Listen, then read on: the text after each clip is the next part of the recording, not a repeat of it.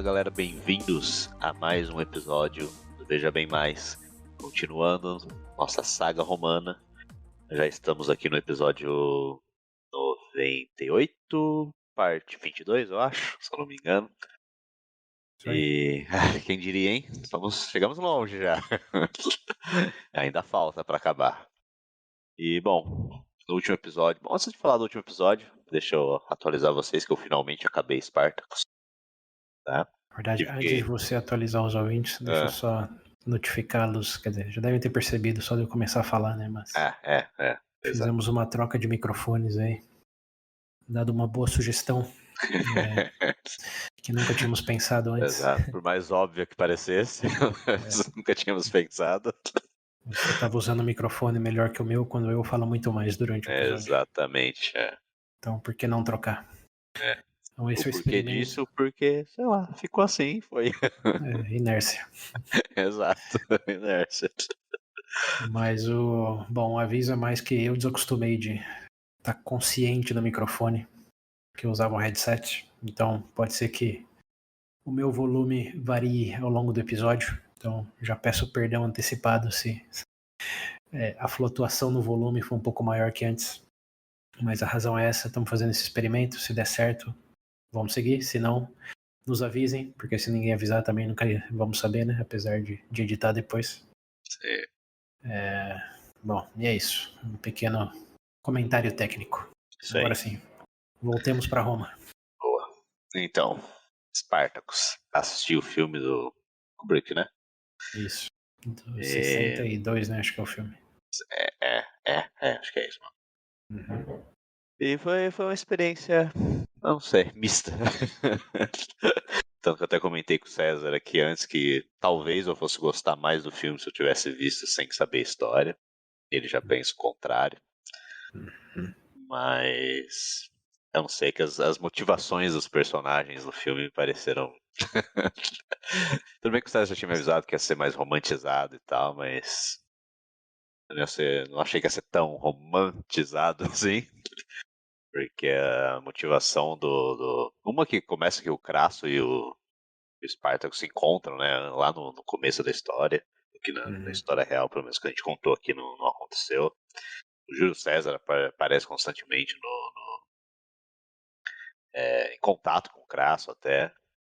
O que também a gente não falou muito sobre isso. Mas a motivação do Spartacus de começar a rebelião, porque a mulher que ele era apaixonado estava sendo levada embora. Quando ele vê ela indo embora, ele fica com raiva e aí começa uma rebelião lá, todo com os escravos.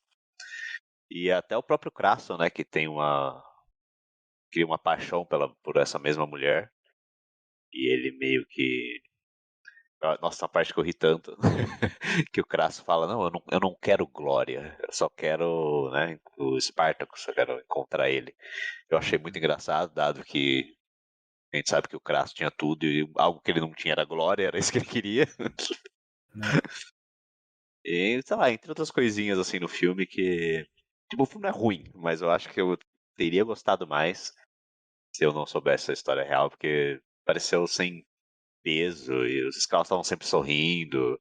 Toda vida que eles entravam, todo mundo ficava alegre deles terem chego lá. Então, sei lá, é legal, eu até dei umas risadinhas, mas eu ficava sempre com aquela sensação de tipo, tudo Era bem melhor. Para usar o vocabulário dos jovens hoje, é meio cringe. É meio cringe, meio cringe. Eu Os escravos todos felizes lá. tenho dois comentários em relação à sua percepção sobre esse filme. É claro, estamos falando aqui como incentivo para os ouvintes aí também darem essa chance, porque apesar de suas fraquezas, digamos, a experiência de ver o filme tendo conhecimento agora do contexto histórico através dessa nossa saga faz com que seja uma experiência, né? Não é só um filme que você vê e esquece depois. Como você vai lembrar, tá vendo o filme e vai lembrar do porquê tá tendo essa reação dado o conhecimento que tem do que eles estão retratando. Então isso tem um peso sim, mas antes de chegar nesse ponto, só lembrar que é contexto também, né? Como é um filme da década de 60, naquela época estava em alta os triângulos amorosos, os arcos de heróis assim. totalmente, como dizer, limpo, como não tinha zona cinza, era o bom e Sim, era o sim. mal. Não tinha ambiguidade moral no narrativas, de maneira geral, né? Claro que sempre tem exceções, mas uma das coisas que mais me chama a atenção é o quão da década de 60 é esse filme, como pensando em Hollywood, os Oscars naquela época, como ele é um produto do seu contexto, não tem como fugir disso. Tanto como a série Spartacus que a gente falou, que saiu depois do filme 300, também é totalmente nessa pegada. Quando você vê um e depois vê o mesmo trailer do outro, você vê só o trailer da série Spartacus, você já vai sentir já como as A décadas diferença. mudaram e as inspirações são outras. Sim. Então, por mais que tenha uma raiz histórica, é moldado pelo contexto cinematográfico, cultural, etc., do momento em que é feito, né? Se fizessem hoje, eu também tenho certeza que seria diferente. Ah, É, sim. então, essa questão aí de romantizar, eu acho que a primeira camada de romantização é realmente só do período em que está sendo feito, visando o público e práticas do momento. E o segundo comentário, que esse sim, acho que está mais próximo do que, incluso vamos falar hoje, é a questão da romantização. Você comentou que você teria gostado mais se você não soubesse tanto da história real. Mas aí Eu eu te acho que lembro, sim.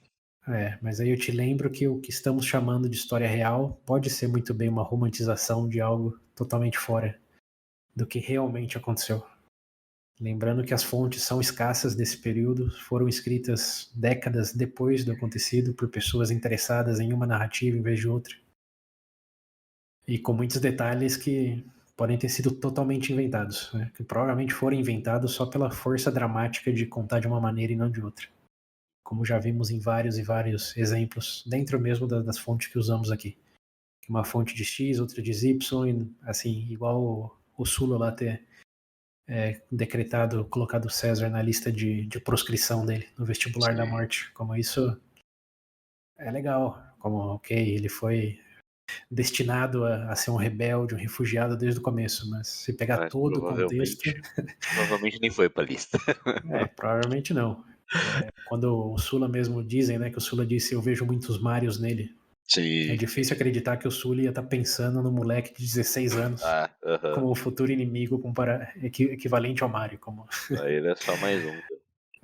como o mais provável é que não tenha acontecido, mas você pegar as fontes, incluindo as fontes de faz 2000 anos lá, de Tito Livio, os caras que mais são usados nesse contexto, assim, é mais plausível que eles estejam romantizando do que seja fato. Sim. No Então, filme tem umas cenas que é romantizado também, mas que eu gostei, que nem aquela que eu acho que todo mundo. Quando o cara procura o Crasso pergunta quem que é o Spartacus, e todo mundo levanta e fala, eu sou o Spartacus, não, eu sou o Spartacus, tá ligado? Fala, isso aham, que bonitinho. Aquela coisa de todo mundo querendo defender o. E sim, outra que no filme ele é bem mais líder do negócio, né? Do que. sim, Porque no. É ele e é ele. No outro não, tinha outras pessoas que ajudavam ele, né? Tinha outros braços direitos dele lá, que eu esqueci o nome e tal. aham. Esse ele é o líder e é ele mesmo. O cara é visto como Então, ele é o herói, né? É o o arco herói. do Sim, herói. sim, exato. É um herói com interesse romântico e com motivações puras. Ah, eu tenho uma crítica em casting. O cara que era da Assembleia lá, ele devia ser o Crasso. E não É, quem é o Crasso. né, o Magnus, alguma coisa, né? É, ele devia ser o Crasso. Aquele tem cara de Crasso. Muito Totalmente da hora. inventado, né? Esse cara também foi o que eu menos digeri, porque pra quem inventar um É, senador não, acho que ele era cônsul, né? Falaram que ele era cônsul. chegava a ser Era, era cônsul. eu acho que era cônsul, um dos cônsules. Acho que era, porque ele fica dando ordem lá, tira não sei quem, Isso. coloca o. Fala pro. Meu Deus, pro César tomar conta Uhum. do exército enquanto ele tá fora. Sim. É, assim. Por algum Muitas motivo, deixa a invenções. mulher dos Spartacus fugir. Tem outro É, personagem lá também que é inventado, Antônio Eito, sei lá o nome dele. tem um Que personagem era. meio homoerótico. Sim. Falando em homoerótico, o Crasso desse filme tá bem homoerótico, hein? É, O cara foi é, de gordo rico pra. bom, na sua visão, né? Como ele era realmente. Aí, de novo, a questão da romantização. Ah, não. O nosso próprio imaginário já é uma romantização. E Pra mim, assim, o que pra mim vale mesmo a experiência desse filme é analisar dessa ótica aí. Como o filme é claramente romantizado, mas o quanto Sim. de que nós sabemos também não é. Como pensar sobre isso é que, para mim, fez a experiência de ver Spartacus memorável, assim, né? Dentro do que estamos falando agora. E esse é o momento pra isso, né? Porque se vocês deixarem pra ver daqui 1 ano, 2, aí vai perder todo esse efeito, Aí, garanto. sim. Ter Então, esquecido muita coisa também, então. aproveitem a desculpa e vejam lá. Existe online. Vão, Existe online. existe online. Só uma Tipo, é um bom última. filme, mas você sempre vai ficar com. Sim, bom para reflexões, né? Mais do que de forma independente.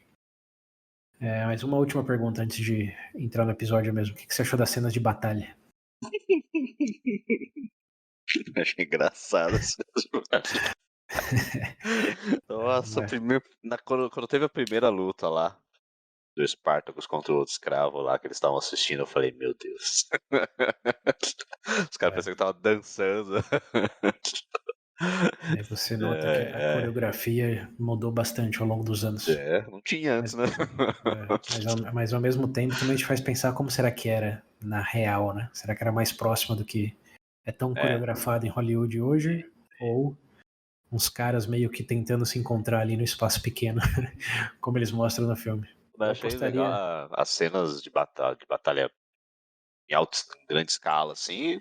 É, achei bem feita, muito bem feito. Falei, pô, tem filme acho que hoje em dia que não faz assim. Até porque não tinha, né, CGI, então.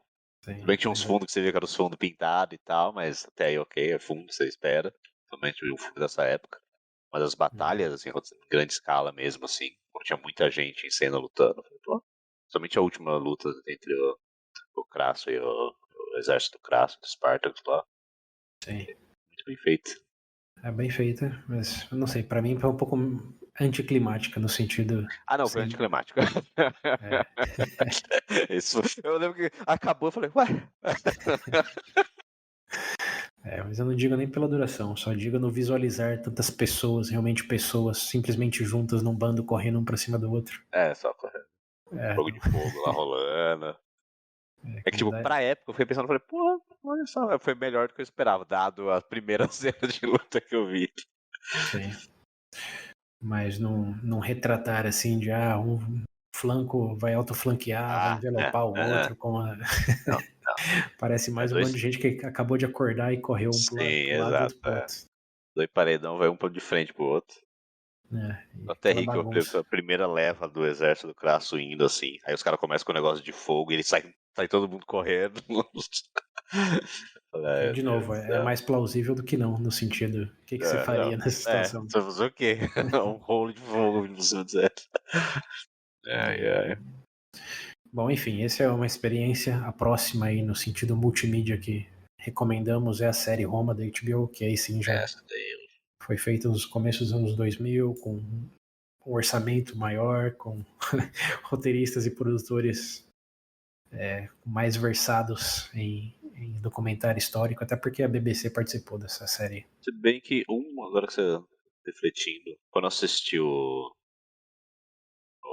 Romulus, também, né? Não Ah, é igual. É bem tem. diferente da romantizada, mas eu gostei bem mais. Romulus é uma produção de 2019, né? Sim, então. Então, E o Romulus, você vê as referências, você vê o que eles querem referenciar quando eles mostram tal coisa ou falam tal nome, você fala, é isso. Eu acho que isso que é legal. Porque não é igual, mas você sabe o que eles querem dizer com aquilo. Então você fica. sim, sim. Outro contexto. Aquele filme de Hollywood é um Jesus disfarçado para um público que queria Sim. algo tipo Jesus. É, E, bem, enfim, já estamos na marca aí de quase 15 minutos de episódio, tá bom de sim. preâmbulo, né? Fica a recomendação dos ouvintes. Essa discussão aqui pode continuar aí no círculo de vocês ou com a gente mesmo, comentários lá no Sim. YouTube ou outras plataformas, Inclusive, sempre eu bem-vindos. sempre lembro de. Sempre penso em falar e esqueço de falar no episódio. Que principalmente quem escuta no Spotify já faz um bom tempo aí que você clica no episódio, Uhum. logo embaixo, assim, tem um negócio, uma pergunta o que você achou do episódio. Você pode comentar por lá também. Bom, não sabia Então, dessa. já faz um bom tempo que tá isso daí, eu sempre esqueço. Toda hora que eu vou postar um episódio eu lembro, falo, olha, tá aqui. que é automático. Você clica que nem aqui, ó, vou abrir um episódio aqui, o último que a gente tem. Aí você desce no episódio, caixa de perguntas, tá ali, o que você achou desse episódio. Você pode comentar por ali mesmo, que a gente vai receber lá no Anchor. Lá. Boa. Então é mais uma opção fácil e rápido para Sim. interagir conosco. Essa é até talvez a mais fácil, não precisa ir em nenhum outro aplicativo, já onde você está escutando mesmo, só você abrir ali o episódio e comentar. Boa. Responder. E quem normalmente escuta pelo YouTube, não precisa nem chover numa olhada, né? Sim. Tanto que o Incluso YouTube aí não tem comentário, geralmente é lá. Um agradecimento a um ouvinte aí que nos acompanha por lá de maneira constante, que é o nosso amigo aí, deixa eu lembrar o nome dele, Wendel Freitas. Estamos acompanhando seus comentários aí, os seus likes. Obrigado pela, Sim. O cara pela maratonou a audiência. nossa saga romana. Tá aí, firme e forte na jornada. Junto com a gente. Por falar em jornada, né? Bora continuar. Bora. Bom, episódio de hoje, como já passamos bastante tempo falando aqui de outras coisas, vou tentar resumir um pouco mais. Basicamente, no último episódio, falamos de como o César virou papa, né? Bom, primeiro lembrando o contexto que teve as conspirações catilinas, o Cícero era cônsul, mandou executar os conspiradores sem julgamento, ficou um clima meio ruim, mas esse clima serviu para o César se destacar, ele começou a se promocionar de maneira mais e mais explícita através de cargos que ele teve, exposição, até enfim, no ano de 63 ele virar papa e um pouco depois pretor. Mas papa é mais importante porque nesse período aí ele não só virou papa, mas também ele virou circunstancialmente um alegado chifrudo, dado uma certa invasão da sua casa aí por um drag queen chamado Claudius Pocher. Eu não comentei, né? Mas Pocher é um apelido, como se fosse Magnus Pompeu Grande, com Pocher na parte do nome dele. Pocher é um cognome que significa o lindo. O lindo? O lindo, porque é da aparência dele. Lembra que ele era o Kardashian masculino. Sim. Então é o Claudius Olindo, Pocher. Ok. Personagem aí, influencer da década de 60 a.C. Então teve esse escândalo, né? Como a gente falou, nas capas aí de todas as revistas da época. Parada na Grécia. Trending absoluto, né? Que fez com que o César usasse do cargo aí de... dos cargos que ele já tinha para alavancar uma posição de governador no oeste da Espanha, para onde ele foi. E lá, com um comando militar, primeira vez no comando de uma força militar, ele conseguiu pacificar algumas tribos lá e avançar um pouco o território de Roma, tendo bastante conquistas no caminho. Essas conquistas possibilitaram que ele pagasse as dívidas que tinha, juntasse mais dinheiro e desse até um bônus para o tesouro romano. E ele percebeu que era o momento de, como estava na crista da onda, né, voltar e se candidatar ao cargo de maior importância aí de todos, que é o do consulado. O único problema, que foi quase como a gente terminou o episódio, né, é que ele não podia... ele queria se candidatar ao cargo, mas ele também queria o triunfo pelas conquistas. Mas, sim, dado as constrições aí do Senado, principalmente do cara chamado Catão, não conseguiu a exceção de se postular fora de Roma, e quando foi para Roma, falaram: ou você tem o seu triunfo, ou você abdica do cargo de general e se candidata. E aí teve um pequeno elemento aí do Catão, quando ele foi pedir exceção disso, né, fazendo um filibuster lá, falando até acabar o prazo. E ele escolhe, sem hesitar muito, que vai mandar o exército embora e se candidatar ao cargo. O que parece algo corriqueiro, mas tem que lembrar que o triunfo era uma das coisas mais almejadas, mais raras na vida de qualquer romano daquela época e dos séculos passados. Como são pouquíssimos romanos que tiveram triunfos, e todos que tiveram eram lembrados entre aspas, aí, eternamente naquele contexto, né? Era o mais próximo que eles podiam chegar dos deuses. Lembra até do escravo falando Memento Mori no ouvido, enquanto Sim. eles desfilavam. Então ele abdicou de tocar o céu, por assim dizer, sendo um pouco poético, para ter uma chance de se candidatar ao consulado, o que diz muito aí sobre o nosso personagem da vez. E bem, Cara com objetivo.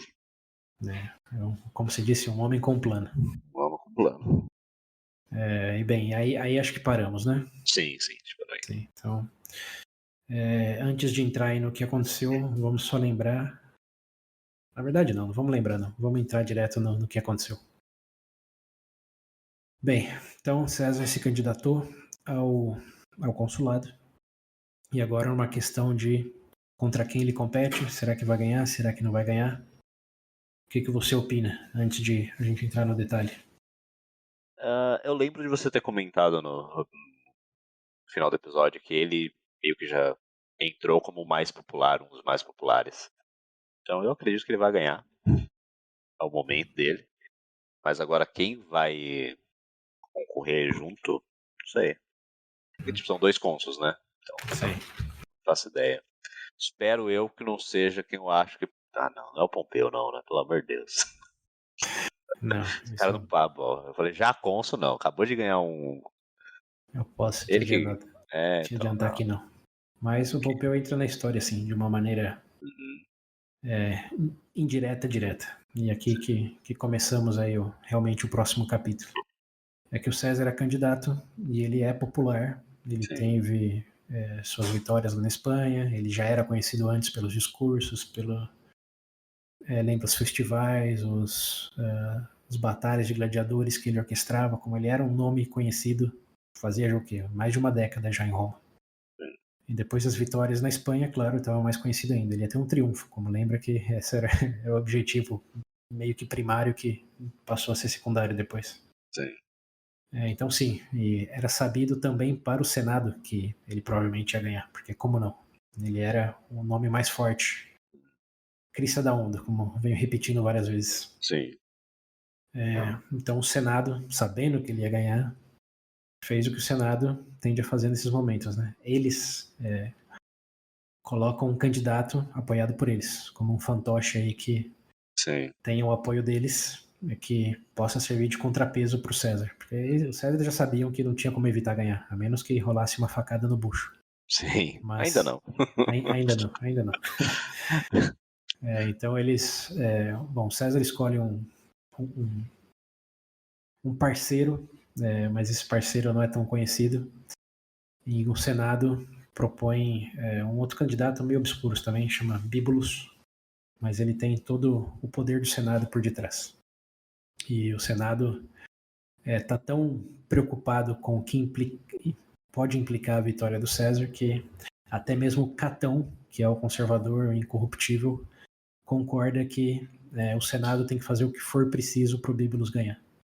E isso implica subornar pessoas, orquestrar certas alianças para forçar que, se o César é inevitável, que pelo menos tenha alguém para, como eu disse, equilibrar a balança. Sim, alguém que tá do lado deles ali. Isso. E vendo tudo isso, o César percebe que talvez ele precise de alianças também, né? Porque tudo bem que ele tem a popularidade, mas... Ele não tá... Ele tá devendo pro Crasso ainda, não tá? Então, bom, não sei explicitamente, nenhuma fonte diz que se tá ou se não. No sentido monetário, é provável que não, porque ele ganhou muito dinheiro lá na Espanha. Sim. Mas no sentido, não é só me devolver o dinheiro. Lembra que eu te apoiei quando você me precisava. Exato. E aqui que começa algo crucial para esse momento da história de Roma. César é popular, já sabe que vai ganhar, mas o que significa ganhar sozinho? Não muita coisa, né? Então ele começa a orquestrar certas alianças que podem fazer um contrapeso ao Senado, dado que o Senado claramente não gosta dele, dado que ele é popular, dado que ele é... Bom, tá aí, né? Ele é popular e é conhecido por fazer propostas um pouco radicais. Tá mais pra Mário do que pra Sula. Eu falei isso, o cara ainda menciona o Mário lá no enterro da mulher dele lá. Sim, alegadamente participou das conspirações catilinas, que era um cara que era pró-povo, né? Então o Senado não era muito fã. A parte, vamos dizer, no Senado a gente está falando sempre do bloco mais conservador, representado Sim. pelo Catão em especial. E também o Cícero, de certa forma. Mas o ponto é, o César precisa de uma aliança, ele precisa de um contrapeso para essa rejeição, por assim dizer, do Senado, essa oposição do Senado, melhor dito. Então, sim, o Crasso é óbvio, já emprestou muito dinheiro, apostou no César, tanto para a carreira dele de Papa, Pontífice Maximus, como depois governador lá na Espanha. Então, claro, primeiro que César foi o Crasso, falou, você é o cara mais rico de Roma, me ajuda a melhorar a campanha aí, e já que tem suborno, vamos subornar também. Para o César é indiferente se votava nele porque gostava dele ou se porque pagaram para votar nele. Então, com o dinheiro que ele já tinha da Espanha, mais o do Crasso, essas eleições ficaram conhecidas em Roma, e a gente está falando de Roma faz, na escala de Roma faz séculos aqui, né? Sim. Ficou conhecida como uma das mais corruptas de toda a história de Roma. De todo suborno que rolou, tanto de um lado como do outro. Porque lembrando, o Senado tava faca nos dentes, o César não pode ganhar com alguém que apoia o César, tem que ser alguém do Senado. Então, mesmo o Catão, que eu falei lá, incorruptível, aceitou o Senado subornar eleitores para votar no Bíbulo. Então, foi uma situação... não tem para onde correr. Vota, compra, sangue nos olhos de ambos lados. E o Crasso apoiou muito nesse sentido o César. E isso já era meio que imaginado. Agora, um elemento que mudou bem a balança e que não era tão intuitivo é um personagem que você temia que fosse o co-candidato aí, mas não foi. É o nosso amigo Pompeu. O Pompeu lembra que ele tinha um problema, né? Que ele conquistou toda a Ásia. Não conquistou.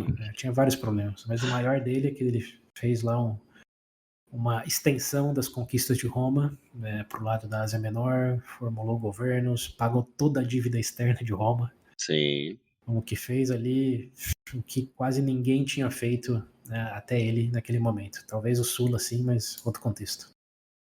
E o Senado agradeceu com triunfo e absolutamente nada mais.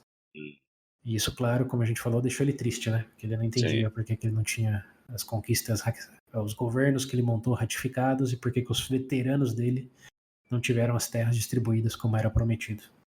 Tentou alinhar com o Catão, até casar com a sobrinha dele. O Catão falou, não vai me flanquear no quarto. Não. E o Senado, lembrando, também não quis deixar o Pompeu maior do que ele já era. Ele falou, se o Pompeu tiver tudo o que ele quer, o que o Senado vai fazer? Então aí temos uma situação ideal para alguém que está contra o Senado falar, ô Pompeu, você não gosta do Senado? Eu também não. O que você acha se a gente fizer uma aliança aqui?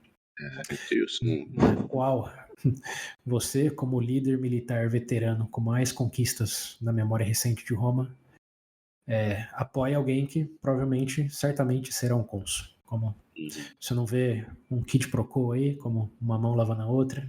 Sim.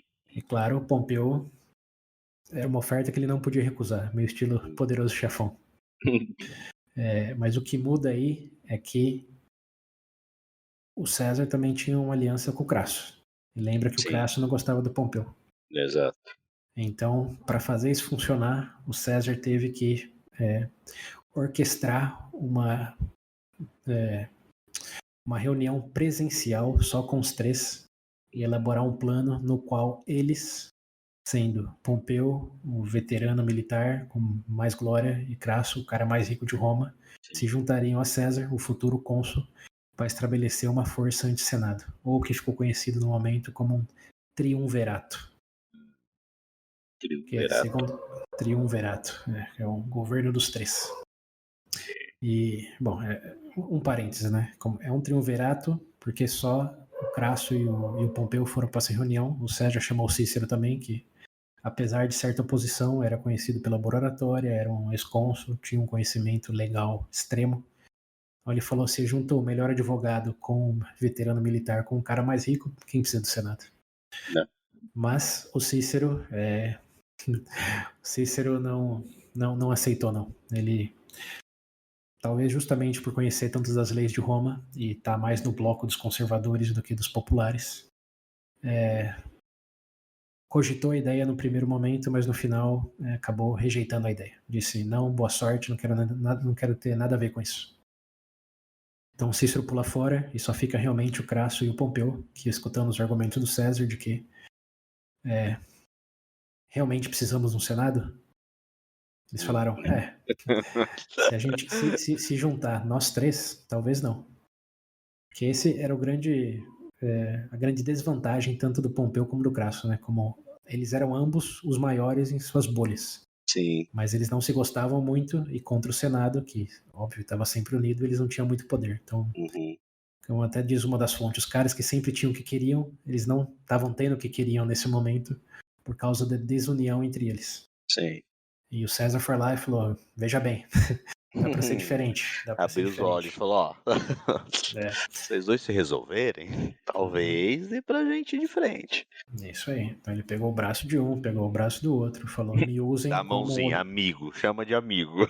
Isso, falou, me usem, tem que lembrar que o César aí é o que menos tem poder nesse triângulo, para que eu, como cônsul, ajude vocês a ter o que vocês precisam. No caso do Pompeu, era o sancionamento lá dos governos dele e a distribuição de terra para os veteranos. E no caso do Crasso, era um resgate do governo para uns clientes dele que cobravam impostos dos fazendeiros. Não sei se a gente chegou a comentar isso, mas... Eu acho que não lembro disso. Não. Em resumo, o Crasso, obviamente dinheiro não faltava, mas ele conseguiu muita clientela, lembrando, emprestando dinheiro. Ele emprestou dinheiro para que eles pudessem fazer uma concessão, pudessem ter a concessão do governo. Lembrando, Roma não cobrava imposto direto. Eles contratavam, vamos dizer assim, empresas, contratavam os MEIs da vida para cobrar os impostos para eles. E o contrato era basicamente, a gente quer que você pague X no ano e o resto fica para você. Como esse era o acordo de Roma. Era tipo uma concessão de rodovia, vamos dizer. Tem que pagar isso, o que sobrar é seu. E o Crasso emprestou dinheiro para que esses caras falassem, Senado, eu vou te dar, sei lá, para dizer alguma coisa, 100 mil e o que sobrar é meu. E o Senado fazia um leilão no sentido, quem oferecer mais fixo ganha concessão. Então, o cara dá 50, o outro dá 100, que dá 100 ganha, porque o Senado quer mais dinheiro, obviamente. Sim. Então, o Crasso emprestou dinheiro para muita gente que foi aumentando o valor do leilão, dos 50, dos 100, dos 150, dos 200. E chegou num ponto em que eles prometeram mais dinheiro do que eles conseguiam arrecadar dos fazendeiros. Eles prometiam 200 mil, arrecadavam 50 mil impostos, ficavam 150 negativo com o Senado. Sim. E isso era um problema assim massivo, porque lembrando, a extensão do território romano era massiva. E o Crasso tinha alavancado muita gente para ter essas concessões. Então, quando eles não começaram a conseguir pagar, o Crasso pediu para o Senado que baixasse a meta. Falou, vocês venderam por 50, baixa, reduz para 100, como vocês têm que entender a situação, não está fácil. E o Senado, na figura do Cato, disse não, eles que fizeram o acordo, eles que se comprometeram, eles que tomem na testa. Mas aí o Crasso estava perdendo a credibilidade dele, né? Como você ajudou e agora você está no Senado, lembrando que o Crasso tinha um lugar no Senado como ex-cônsul. E a situação está ficando meio chata para ele. E nem ele tinha tanto dinheiro assim para pagar o Senado em todas as províncias do território de Roma. Então esse era o problema dele. Ele precisava de alguém no Senado, de fato, alguém no consulado para ajudar ele a passar uma lei que baixasse a barra aí dos impostos. Ok. Então esse era o problema dele, ele aceitou. Pompeu, a gente já falou, aceitou também. E o César, lembrando, ainda era Pontífice Maximus. Isso é um cargo que era pela vida, não tinha um termo de 5, 10 anos. Até hoje, né? O Papa não expira. Sim. Simplesmente ou renuncia ou morre na função. Então César, na função de Pontífice Maximus, faz um juramento entre os três, no qual eles se prometem entre eles não decidir nada que implicasse em um dano para o outro. Sim. E não fazer nenhuma decisão que não fosse unânime. Ou seja, tudo que fizessem seria em benefício um do outro e seria em uma decisão unânime. Nada de 2 contra 1. Então, nesse momento religioso que podemos imaginar como se dá os mindinhos, eles consideraram, eles consolidaram o que ficou conhecido como o triunvirato. Ok. E bem, Aí sim tinha o César a aliança que precisava, com os subornos, com o apoio do Pompeu. Sim, é importante dizer, né, que ele fez essa aliança, mas não era pública. Não, ele não falou pro Senado, tá aqui o meu partido político, Crasso e Foi só entre Pompeu. os três mesmo. É isso, foi uma coisa surdina, uma conspiração. Então, o Senado não sabia disso, mas tinha ali a orquestração por trás da cortina. Sim. Bom, E a com isso... pessoa que o Senado botou pra concorrer aí com ele? Era alguém Então, muito importante ou meh? não. Era alguém simplesmente que apoiaria tudo que o bloco conservador do Senado quisesse. O Bíbulo. Fantoche. Exato. E bem, então, cartas na mesa, o que você acha que aconteceu? Chega o dia de eleição. O que acontece? César ganha, né, pô? Eu acho que Quem ele mais? ganha. Agora o outro, não sei. E provavelmente quem o Senado queria, né? Pra fazer o balanço ali. Agora quem é essa pessoa? É o Bíbulo. Essa é a maior surpresa da seleção, é que o Bíbulo realmente seja eleito. Porque bom, César sendo eleito já era esperado, essa aliança só meio que fomentou. E é importante dizer também que não tem muitas fontes concretas de quando que ele formou essa aliança. A maior parte das fontes diz que foi antes da eleição, alguns dizem que foi depois das eleições. Mas para termos aqui narrativos, vamos considerar que tenha sido antes das eleições. E o que mais surpreendeu eles é que o Bíbulo foi eleito, mesmo com o apoio aí dos três. Sim. O que mostra que o Senado realmente subornou muita gente e coagiu muita gente pelo medo que eles tinham da figura do César. Sim. Então, sim, eleições do ano de 60 para o consulado de 59 termina com surpresa para ninguém, César eleito, e surpresa para quem não era do grupo do César, o Bíbulo sendo eleito o co-cônsul. Bem, aí entramos então, finalmente, depois de 20 anos do César meio que aparecendo ali já no cenário político romano, chegou no maior cargo político possível. Cônsul, todo o poder romano. Agora começa. Agora sim, chegamos. Um homem com plano tem o seu plano realizado. Pergunta: como você prevê o desenrolar desse ano? Muitos conflitos, poucos conflitos, muitas reviravoltas, poucas reviravoltas.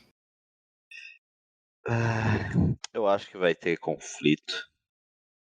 Conflito talvez não, mas algumas reviravoltas. Porque eu ainda tô com o cara lá na cabeça, lá, que se transvestiu de mulher lá. O Poacher. Botou um Clóvis. chifre. Que fez a Pompeia? É Pompeia, né? Sim. A Pompeia. Botar um parzinho de chifre no nosso querido César. Alegadamente. Não tem evidência de que tinha um caso, ele só apareceu lá. Não que ele também não traísse, mas enfim, né? Tipo que eu lembro de você ter falado que esse cara ainda ia voltar, essa história ainda ia voltar e ia ser Um deflagrador de coisas. Né? A faísca aí pra mais coisas. Eu acho que tá vindo. Bom. Acho que vai ser agora, no pior momento possível, quando o cara já é cônsul. Tá, última pergunta. Você acha que ele termina o ano como cônsul ou alguma coisa acontece antes e não? Tentando lembrar do que eu sei aqui. Acho que termina o ano como. São 2 anos, né? Eu acho que ele termina o ano como. Um ano, 12 meses. É um ano? Não eram 2 anos? Não, são 2 pessoas, um ano. 2 cônsules, 12 meses. Então não. Você acha que não? Acho que não. Não acontece alguma coisa? Tô tentando lembrar da história dele. Acho que você tá. Porque a parte dele eu sei algumas projetando coisas. Você tá projetando coisas que são conhecidas. Mas spoiler, não é esse o momento ainda. Ok. Estamos falando do ano de 59 e o ano onde as coisas realmente acontecem de maneira mais popular, que todo mundo sabe mais ou menos, é na década de 40, não é nem 50. Nossa. Falta um pouco ainda. Mas bem, isso é mais para trabalhar a imaginação mesmo. Sim. O que realmente acontece é que sim, tem conflitos interessantes pelo desenrolar no momento e muito depois também. O primeiro deles acontece já no primeiro mês, em janeiro, que assume o poder, lembra que era um triunvirato, e tinha interesses ali que precisavam ser defendidos, né? Não era simplesmente ganhar. Ganhar era o objetivo do César. O objetivo dos outros dois parceiros era passar as leis que favorecessem eles. Então, para pagar o favor, a primeira coisa que o César faz é uma proposta de lei de reforma agrária. E reforma é um termo bem usado aqui, né? A gente tá falando disso faz o quê agora? Uns, 10 episódios. Sim. Lembra o primeiro que propôs isso? Não O terminou Graco. bem. Primeiro dos irmãos Gracos. Terminou muito bem, não. É. Mas nesse caso era necessário porque lembra que mesmo lá do Graco já tinha uma distribuição de terra que era para os veteranos, como eles passavam muito tempo sendo soldado e quando voltava para casa não tinha terra porque os oligarcas, por dizer assim, já tinham comprado tudo. Os aristocratas tinham comprado tudo, tinham colocado escravo. Então o soldado quase dava a vida por Roma e voltava, não tinha nenhum lugar para cultivar e chamar de casa. Isso não só gerava um problema para os veteranos que ficavam amargados e depois a gente sabe tinha aliança mais com o general, o comandante militar do que com o Estado de Roma.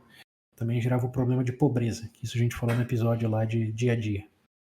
De que, como os escravos era mão de obra e fazendas estavam cada vez mais consolidadas, estava todo mundo indo para a cidade de Roma. E não tinha espaço, não tinha infraestrutura. Estamos falando de 2.100 anos Cabia antes tanta de gente. Cristo. Imagina. E então tinha a questão de uma pobreza crescente. A gente até brincou, né, que Roma era mais podia chamar de comunidade carente naquele contexto. E a questão de veteranos chateados com a situação, dado o que fizeram e a pouca recompensa que tiveram. Então, primeiro, na primeira semana do César no consulado, ele já bota essa proposta de lei. E o interessante aí é que é uma proposta de lei muito bem feita. Como isso, todas as fontes coincidem. De que não é simplesmente algo levanta a bandeira, como vamos agradar o povo, como não. O César escreveu uma proposta de lei que delineava ponto a ponto como essa reforma ia acontecer de maneira sustentável. Como ele propunha, por exemplo, que o Senado usasse o dinheiro das conquistas do Pompeu lá na Ásia Menor, que era muito dinheiro, para comprar voluntariamente as terras de vendedores. Comprar essas terras de vendedores voluntários, não era obrigado. Sim. E que o Senado depois redistribuísse essas terras com um sistema de loteria para famílias com homens saudáveis e mais de 3 filhos, ou seja, priorizando as famílias de romanas pobres para que tivessem essas terras aí através de um sorteio e com uma cláusula também que eles não poderiam vender essas terras em menos de 20 anos, ou seja, não poderia, ganhei a terra, vou vender, ganhei uma grana e já era, volta pro cara que era dono antes, não. Sim, não. Ele colocou isso, ele fez todo o mecanismo de que o povo, bom, além dos veteranos, né, tinha uma cláusula para os veteranos também, que eles tinham que participar de um sorteio deles, tinha um sorteio para veteranos e um sorteio para as famílias, por assim dizer. Sim. Mas seguindo todas essas constrições aí de que a compra do Senado tem que ser de um vendedor voluntário, ou seja, não vai tirar terra de ninguém que não quer vender.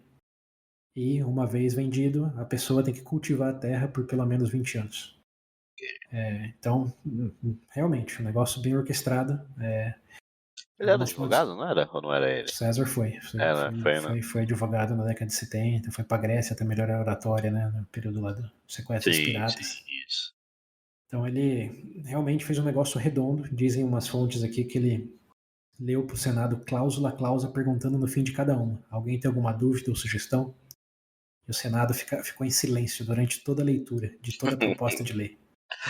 Então foi uma coisa assim. Nem foram contra, não teve nenhum problema. Aí chegaremos no ponto. Foi um negócio assim, chef's kiss, de tão boa que foi a proposta, porque solucionava não só o problema do Pompeu, mas solucionava o problema da pobreza e nem prejudicava nenhum senador, até porque o César tirou, olha o nível de detalhe dele. Ele tirou a região de Campânia, Monte Capua, que era a região mais rica da Itália. Sim. Ele tirou essa região dessa lei. Porque ele sabia que muitos senadores tinham terras lá, então isso ia causar atrito. Então ele tirou, como tirar Brasília da reforma agrária, se for fazer a nível de Brasil. Aqui não vamos nem tocar, para não ter oposição.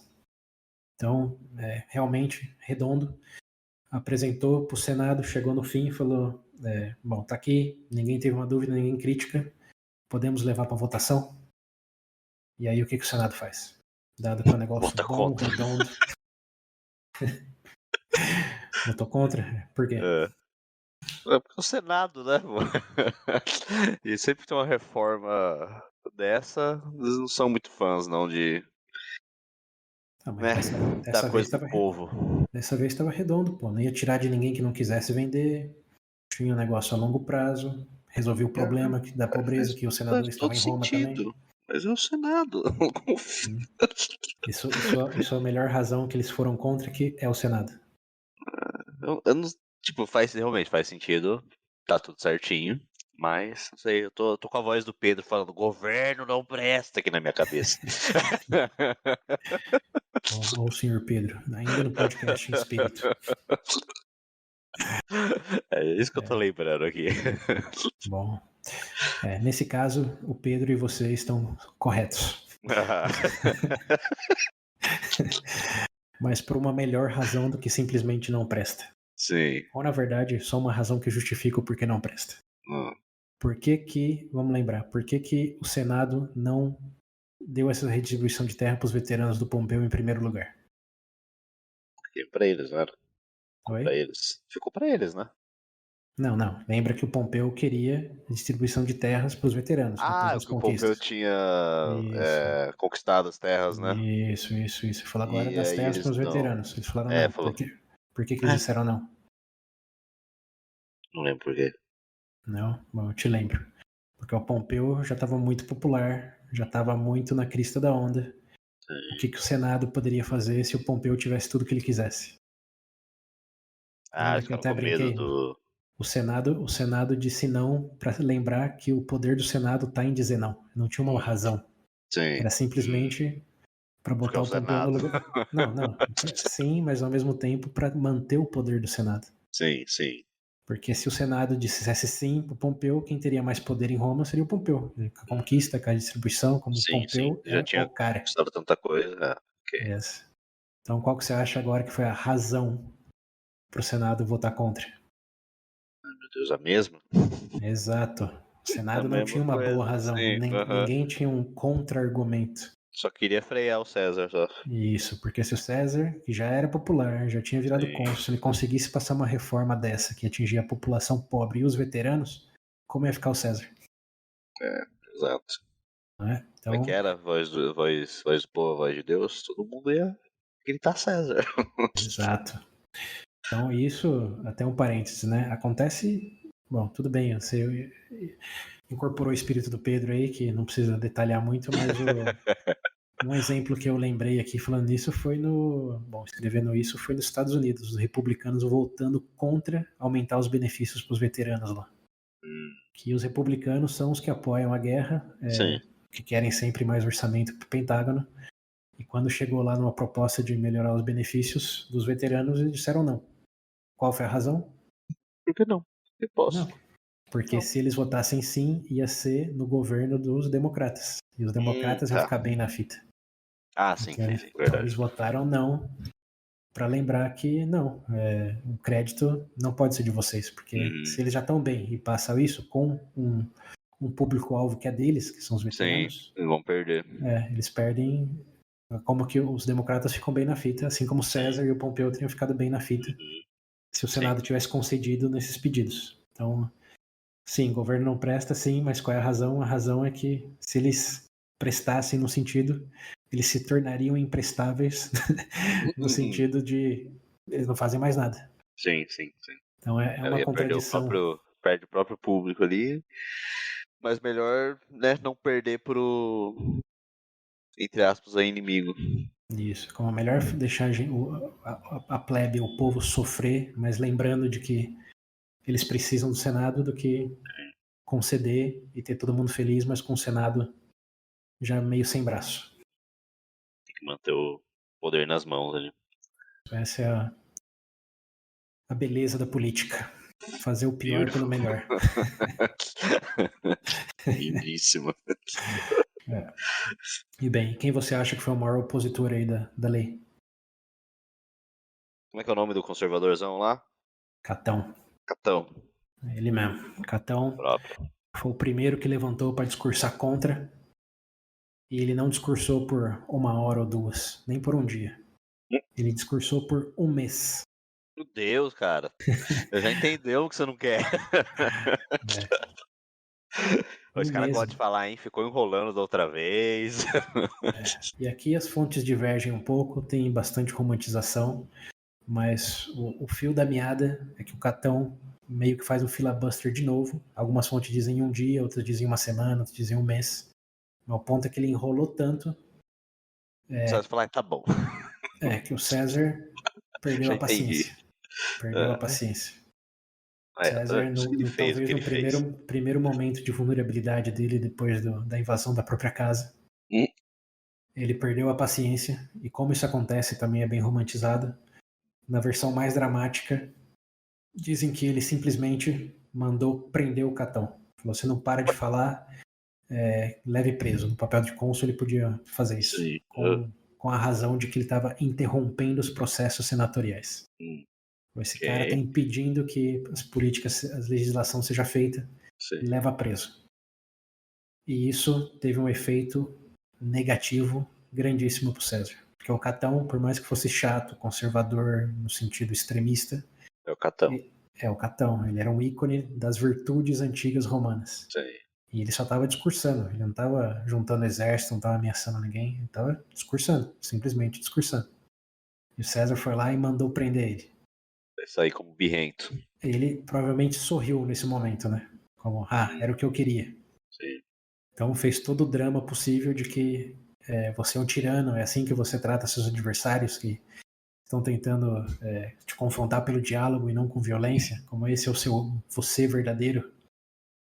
E isso comoveu o resto do Senado. Até mesmo os Deus. amigos do César viram que remover o Catão à força do Senado era um pouco de exagero. E eles começaram, depois que o Catão foi levado, a voluntariamente sair do Senado.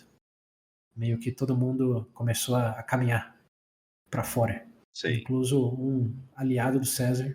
O César perguntou: por que você está saindo? E ele respondeu: eu prefiro ser preso com o Catão do que ficar aqui com você. Caralho. Foi uma coisa antes e depois, né? Mandar É? um Nossa senhora. senador ser preso por discursar contra uma proposta de lei. Foi.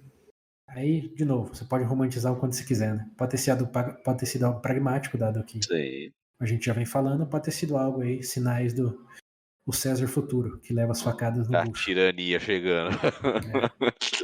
Mas o ponto é, o César se deu conta de que tinha sido um pouco excessivo na medida e manda soltar o Catão logo depois.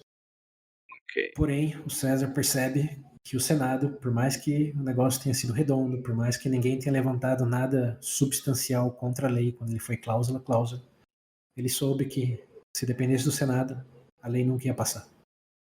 Então ele faz uma coisa que lembra e muito o que o Graco fez lá na década de 120. Você lembra o que ele fez? O que diferenciou ele em toda essa jornada dessa fim da República? O César fez a mesma coisa que o Draco fez. O Graco, você lembra o que o Graco fez que botou ele no radar? E eu até falei, aqui é onde cai o primeiro dominó do fim da República. Ai, meu Deus. Muita informação, eu sei. Muita Mas informação, é. é mais um tempo para vocês Faz muitos lembrarem aí, episódios.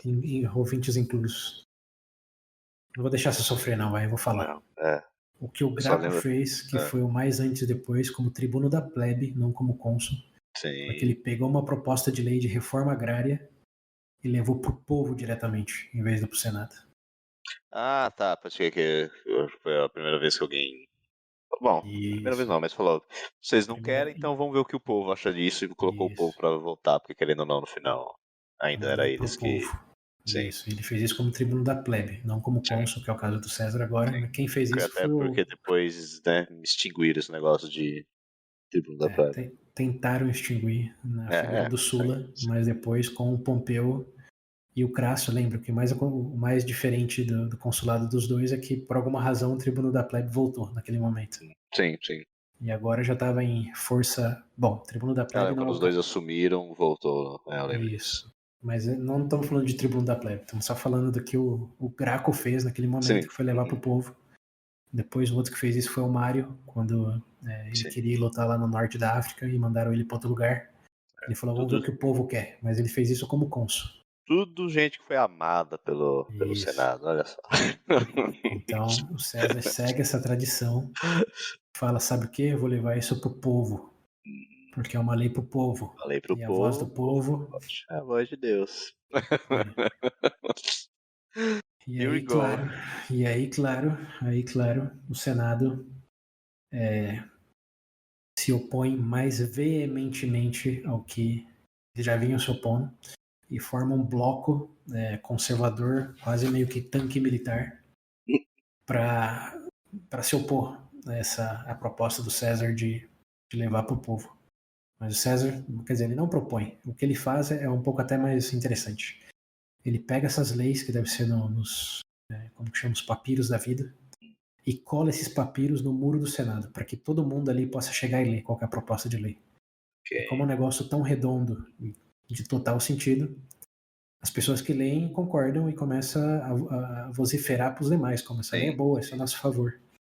E aí, coincidentemente ou não, o Pompeu chama os veteranos dele, que estão aí ao longo da Itália, como toda a Itália espalhados, ele chama que todos que pudessem ir para Roma fossem para Roma para votar nessa lei, que já que é uma coisa do povo, que os veteranos dele tivessem ali também.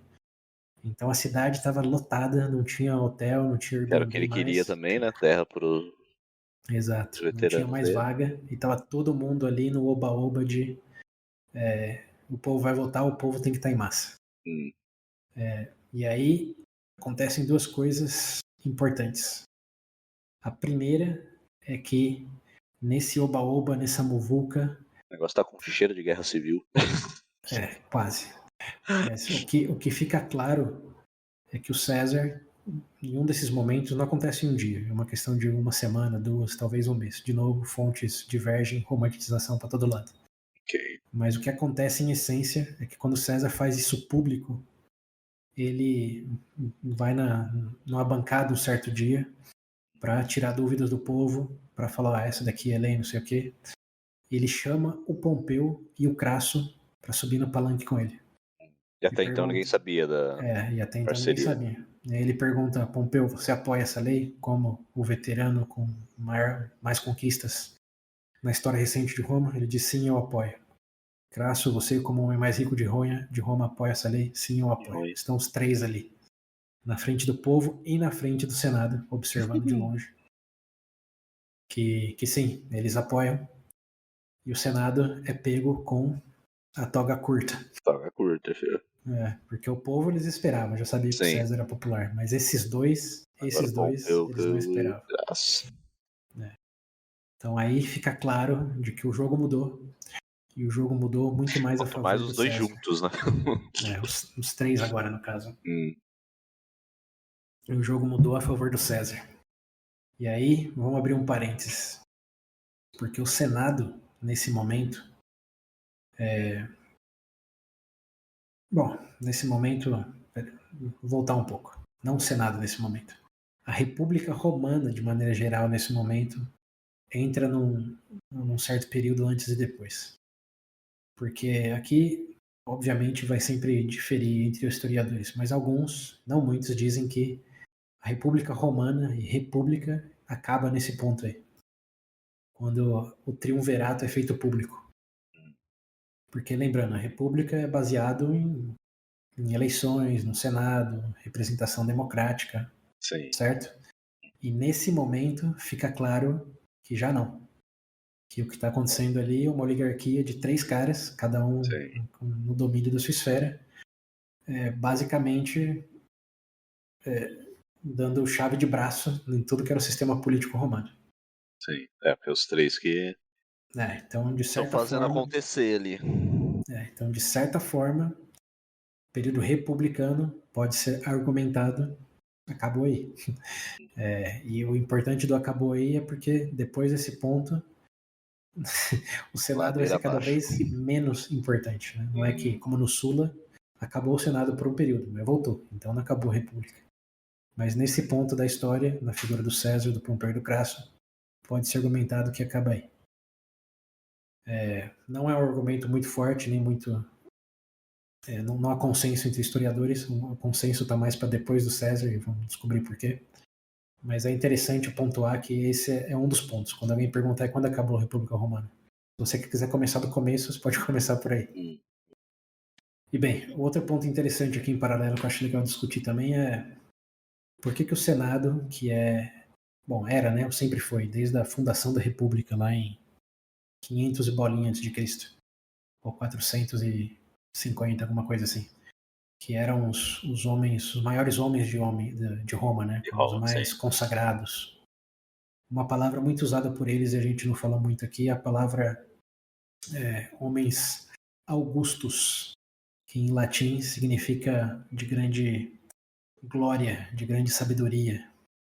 E aí daí que depois, vamos saber, né, vem um título de um personagem aí também que tem muito a ver com César, que é o Imperador 31 de Agosto, ou o Agosto aí, Augusto.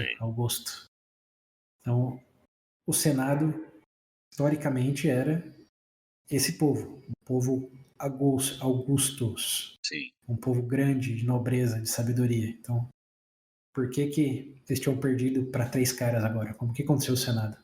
Lembra da força do Senado lá nas guerras púnicas?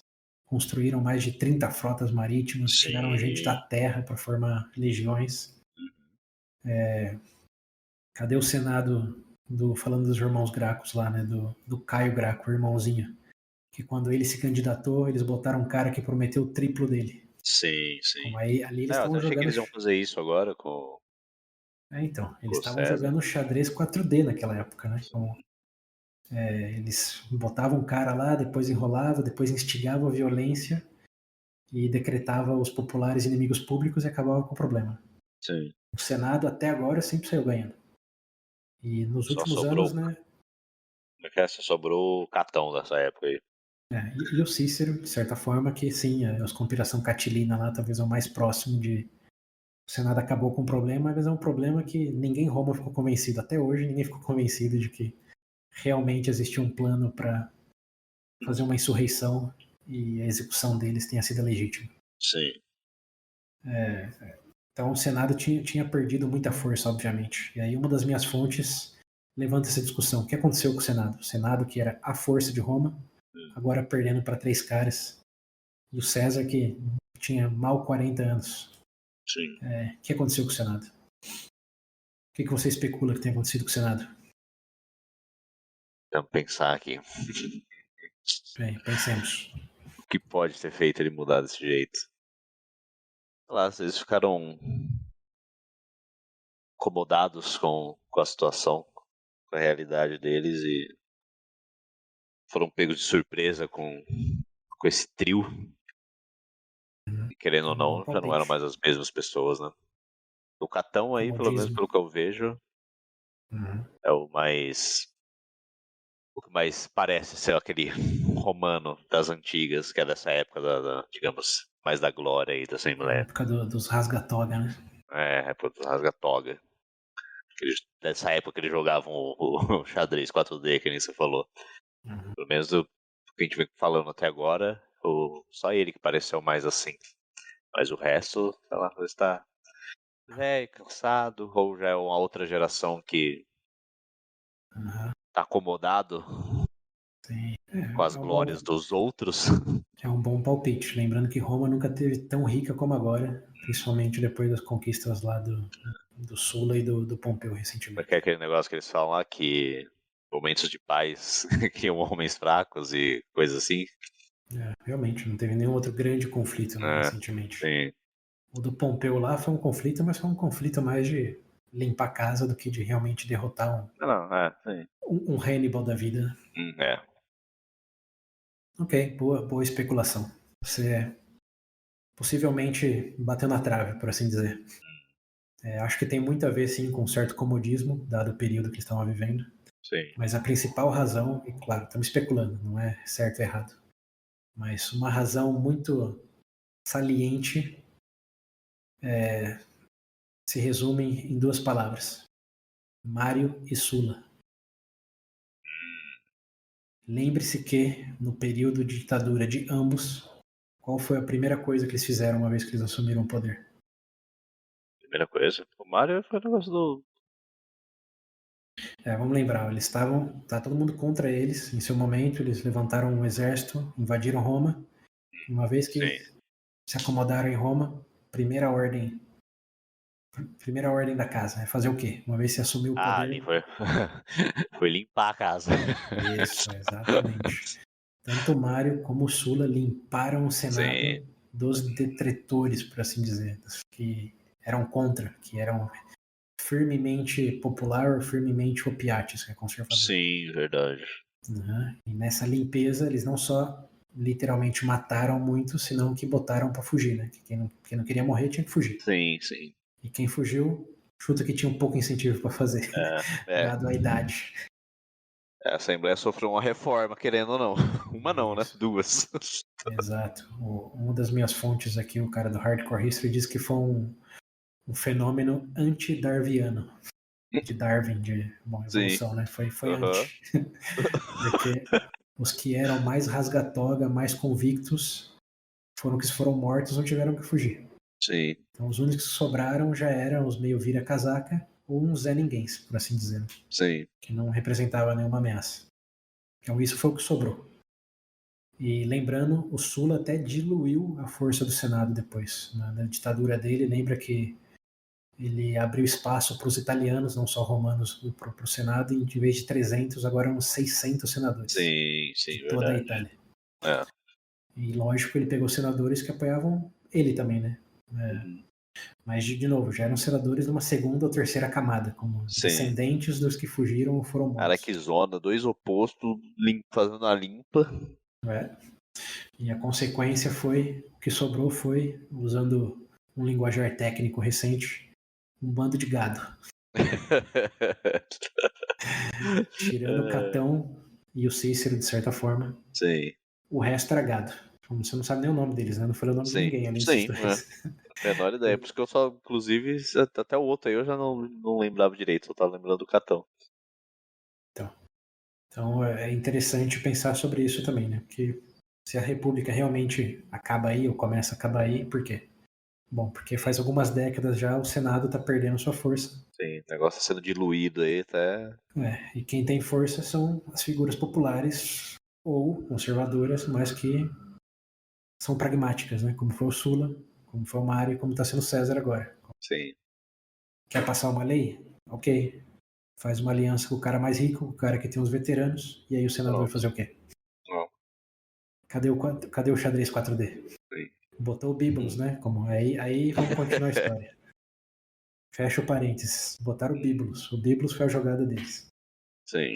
O Biblos, quando nota tudo. Bom, nota não, ele tá ali, né? Ele sabe o que tá acontecendo. Mas ele obviamente se opõe porque ele é a carta do bloco conservador.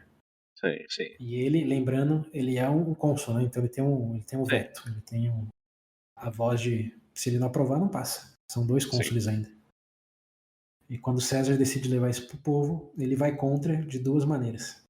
A primeira, e bastante sacana, é que ele, como cônsul, começa a decretar que os auspícios não são positivos para uma votação. Mete os deuses no meio. Isso aí. Você vai falar, não, isso aqui não vai dar certo, melhor não ir, os deuses vão nos punir se a gente fizer isso. E como cônsul, ele tem essa autoridade. Ele é um interpretador aí dos sinais divinos. Dá voz ao povo não, que Deus não gosta. O problema é que lembra que eu falei do cargo de Pontífice Maximus? Sim. Então. É verdade, é o César, né? Exato. Aí tá a grande cartada tem dele. alguém que é próximo dos deuses aí, é ele.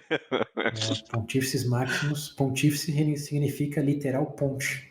Como César, nesse momento, é a ponte máxima entre os deuses e Roma. Você falou, recebi um zap aqui, Marte falou que tá liberado, pode sim. Então, o interessante é que o Bíblo, olha a cartada gênia dele. Vou falar que os algouros são maus algouros, os auspícios são negativos. Pro Papa, pro Pontífice Maximus. Falou, mas peraí, pra mim nem chegou essa mensagem, ele fala. E o César, nesse momento, reage tomando Activia e Johnny Walker. Você já ouviu essa expressão, né? Activia e Johnny Walker? Não. Não, mas você consegue traduzir na sua cabeça o que significa? Activia. Que Activia te ajuda a fazer o quê? Tive é pra cagar. E Johnny Walker. Johnny Walker é uma. É Walker, foca no Walker. No Walker. Então, Tá. Ok, entendi. pescou o que o César tava Pesquei. fazendo? Sim. O Cara, César tá. entendi. Cagando e andando. Tomou, tem que manter com o público aqui. Tive Johnny Walker, da onde que eu nunca ouvi isso na minha vida? Você inventou, né? Não, eu ouvi de uma amiga. Até Então se tá estiver bom. escutando algum dia, amiga, obrigado. É uma frase que mudou minha vida. Tive Johnny O Walker. César tomou Active e Johnny Walker para os maus augúrios aí do Bíblo. Uhum. E qual foi a outra desculpa dele? Bom, ele tentou ir por esse caminho, mas aí, depois de algumas semanas levantando, já estava claro que o Pompeu e o Crasso apoiavam, que dava legitimidade também para o César estar tentando fazer. Sei. Chegou um dia que o César juntou a plebe, né, ou a Assembleia do Povo, não é a plebe, né, tem que ser politicamente correto, para votar na lei. E nesse dia, o bloco se juntou, o bloco conservador, mas não conseguiu chegar no palanque onde César estava. Então, eles tentaram, nesse momento de grande euforia, o Bíblo tentou cruzar a multidão para falar que ele vetava. O César falou, vamos votar, e ele tentou cruzar a multidão e falar que ele vetava. Ele vetava, tipo, veto. Sim. Mas a multidão, sabendo que ele não queria aprovar, vendo o que ele estava tentando fazer, meio que engoliu ele na multidão, derrubou ele, empurrou ele, e num momento icônico da história de Roma, jogou fezes na cara dele. E só o Cons aí. Ai, meu Deus, a autoridade máxima do lugar aí, como é que tá? Isso aí, com merda na cara. Merda na Literal. cara. E nesse Pelo menos decorrer não das mataram. coisas, Eu o tava pensando bloco, que já ia dar merda já. De outra forma. no sentido menos literal, né? É. Mas o bloco conservador, quando vê isso, se afasta. Eles ficam com medo de uma violência generalizada, incluindo o Catão, eles se retiram. E o Catão se retira, dizem as fontes aqui, que é o que se retira mais lentamente. Sempre olhando para trás, mesmo o pessoal jogando detritos nele, e falando juro vingança. Isso que eu tava pensando aqui, porque, tipo, o pessoal da Assembleia, eles não tinham medo do povo, porque querendo ou não, claramente tá todo mundo do lado do César e dos outros dois ali. Eles não tinham medo de uma revolta ali, não, caso eles continuassem pressionando de não passar a lei.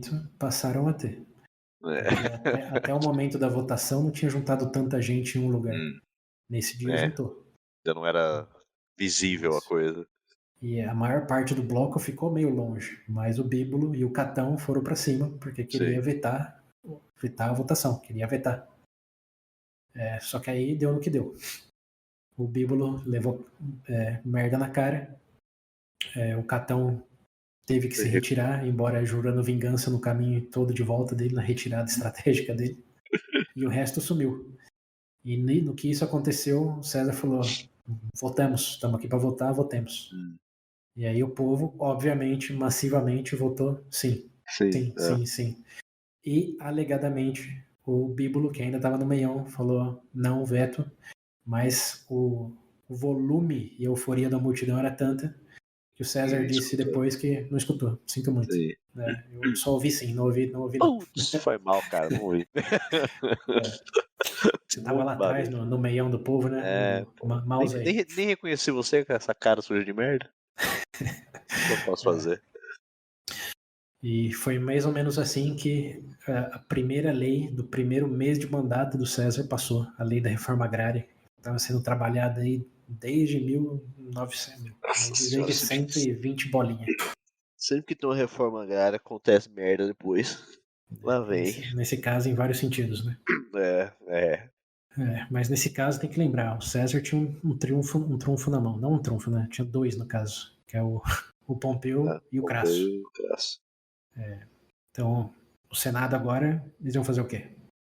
Ir contra os veteranos do Pompeu e contra toda a influência do Crasso? Contra o César, talvez eles poderiam ir. Mas contra esses outros dois, eles não tinham muito o que fazer. Sim. O máximo que eles podiam fazer era o Bíbulo, que a gente já sabe o que aconteceu. Serviu de nada. Mas o Bíbulo não se deu por rendido aí, não. No dia seguinte, que passou a lei, votou sim, beleza. Ele Até foi pro porque ele devia estar Senado. puto, né? Ele foi pro Senado, indignadíssimo, e propôs uma votação para invalidar a votação da lei, porque teve violência, disse, nas palavras dele, ação de gangue, teve ilegitimidade, porque ele já tinha prescrito lá mal agouro, maus auspícios, então não era um dia. Foi um sacrilégio que o César fez. Uhum. E ele propôs para o Senado, falou: ó, vocês viram o que aconteceu, isso não é legítimo, isso é indigno, eu voto para invalidar a votação da lei. E o Senado, em ordem de ranking, podia responder à proposta de lei dele. Sim. E no ranking dos senadores, estava, claro, o César como cônsul primeiro, que se defendeu, falando que não ouviu ele falar nada de veto, que ele não controlou a plebe, que sinto muito, aconteceu. E logo depois, quem tinha mais ranking era o Pompeu. E o Pompeu falou, não, era uma lei necessária, lamento, não dá para controlar o povo. Não voto em anular. E depois dele, quem tinha mais ranking era o Crasso. E o Crasso discursou nas mesmas vias. Sinto muito, foi válido. E depois dele, alegadamente, nenhum outro senador quis falar um pio. Foi César, Pompeu e Crasso, nessa ordem. E aí os senadores, lembrando, um bando de gado. Veja bem, né? Que... Então eles ficaram quietos. O Catão possivelmente falou alguma coisa, mas nesse momento, como uma pessoa só falou, não tinha o que fazer. E nunca foi levado ao voto. E depois desse momento, o Bíbulos decidiu fazer home office pelo resto do mandato dele. A humilhação e a vergonha foi tanta que ele nunca mais deu a cara no Senado. Isso aí, trabalhou um mês, depois falou, chega. Foi basicamente isso. E aí surge, inesperadamente, uma das maiores piadas da história romana. Porque em Roma, tem dois parênteses aqui. Estamos no ano de 59 a.C., né? Mas eles, obviamente, não se enxergavam nesse período histórico. Sim. Tanto é que tem uma piada de que o maior susto que você pode levar viajando no tempo para a antiguidade é chegando lá e perguntando para alguém que ano é e alguém responder qualquer coisa antes de Cristo. Sim. Imagina a sua cara, né? Quem? 200 antes de Cristo? Você aqui tá me falando isso? Seria no mínimo incômodo, né? Escutar essa resposta. Mas enfim, eles não se enxergavam, os romanos eles contavam os anos, não cronologicamente, porque não tinha antes de nada. Talvez tinham depois da fundação da República, como isso é uma hipótese, como estamos no ano 400 e pouco depois da fundação da República. Pode ser. Mas as fontes dizem que isso era mais os historiadores que faziam, como os acadêmicos, que o povo não pensava desse jeito. Sim. O povo falava que, se perguntava a idade, eles tinham, sei lá, 18 invernos de idade, ou 20 verões, era por temporada. Sim. E politicamente, como em que ano estamos, fiscalmente falando, era o ano dos consulados. Dos cônsules, melhor dito, né? Como era o ano do Escipio e não sei quem, era o ano do Mário e do Cássio, era o ano do Pompeu e do Crasso, que foi o ano de 70. Assim é como eles designavam os anos. É o ano dos dois cônsules. Sim, é o nome entendi. E esse ano, depois do Bíbulo se retirar, depois de um mês, virou o ano não do César e do Bíbulo, senão que o ano do Júlio e do César. Isso, muito bom. Apagaram da história. Aí temos mais um momento da sagacidade romana aí. Pode dizer o que for, cara, mas assim, de todos os elementos da jornada romana, o que mais me surpreende é o humor que de repente aparece. O Xerxes Togado, o rei da Bitínia. Nossa, o Sérgio Togado foi foda. Rainha da Bitínia também foi bom demais. Agora, o ano do Júlio e do César. Do Júlio e do César. Isso aí. Assim ficou conhecido o ano do consulado. Parabéns.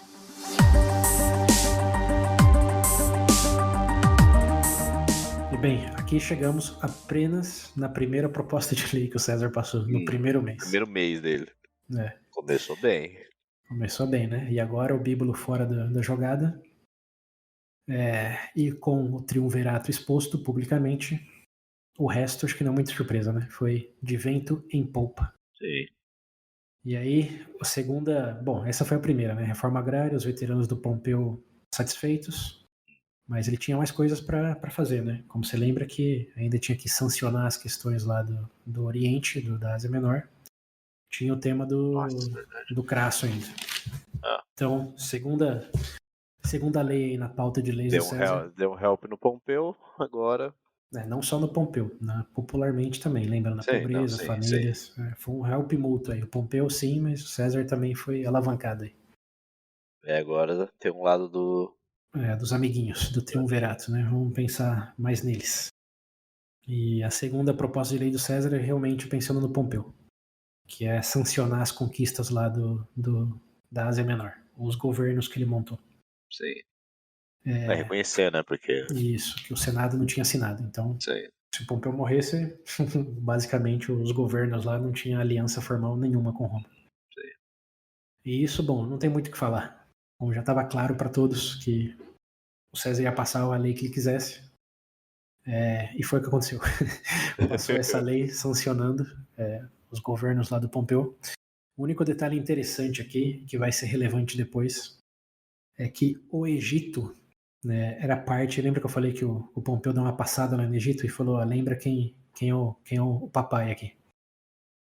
Eu passando no Egito.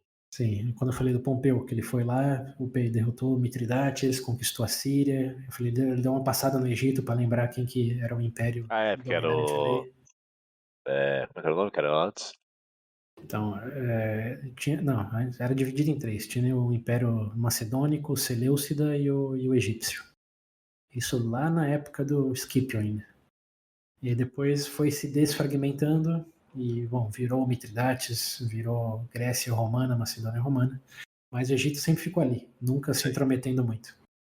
Mas na época do Mitridates, o Pompeu aproveitou que já estava lá perto e falou: deixa eu passar lá para ver se eles lembram quem que é o maior império aqui.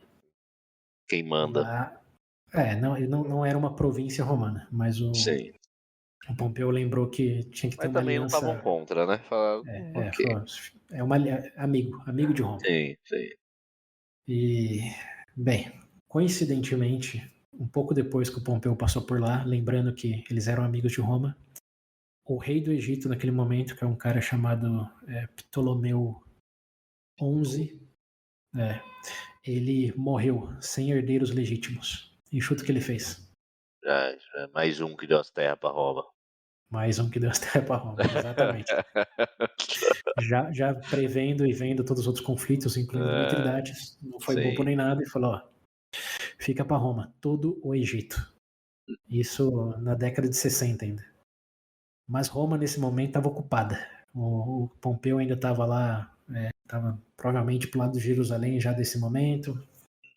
O César estava na Espanha, o Cícero estava com Catilina, enfim, eu estou misturando um pouco a cronologia aqui, mas Roma não deu atenção para isso. A conclusão Roma meio que tomou Active John Walker para essa herança do Egito. E nesse meio tempo, um cara não legítimo que se nomeou Ptolomeu XII falou: na verdade, isso é meu. Ele não era herdeiro direto de ninguém, mas falou: já que Roma não veio, eu sou Ptolomeu XII agora. Tá no nome. Se Roma não quer, eu quero. O cara era 11, eu sou 12 agora, simples assim. Pronto. Mas aí, quando o Senado e o César começou a sancionar as conquistas do Pompeu, o Egito apareceu, né? Falou: e o que aconteceu com o Egito mesmo? E aí, nesse meio tempo, esse Ptolomeu XII resolveu ir para Roma conversar com o César e com o Pompeu de que ele era, na verdade, o cara legítimo. E se vocês não sabem a história do Egito, toma essa centena aqui de ouro e se esforça um pouco mais para lembrar. Eu sei que vocês sabem a história do Egito. Me dá outra mão, toma mais um pouco de ouro aqui. Agora você lembrou? Só. Morreu. Surpreendentemente, tanto César como o Pompeu lembraram que ele realmente era o legítimo herdeiro. Eles lembraram, depois de algumas centenas de quilos de ouro no bolso, falaram, realmente, agora eu lembrei daquela aula de história que eu tive lá no ensino médio romano. Putz, verdade, tinha esquecido disso. Era Fica à vontade. Ptolomeu 11 e você é o 12, né? Então faz sentido. Faz sentido. Depois do 11 veio o 12. É isso aí. A gente inventou os números, tá aqui, tá certo. Pelo menos os números romanos, né? É.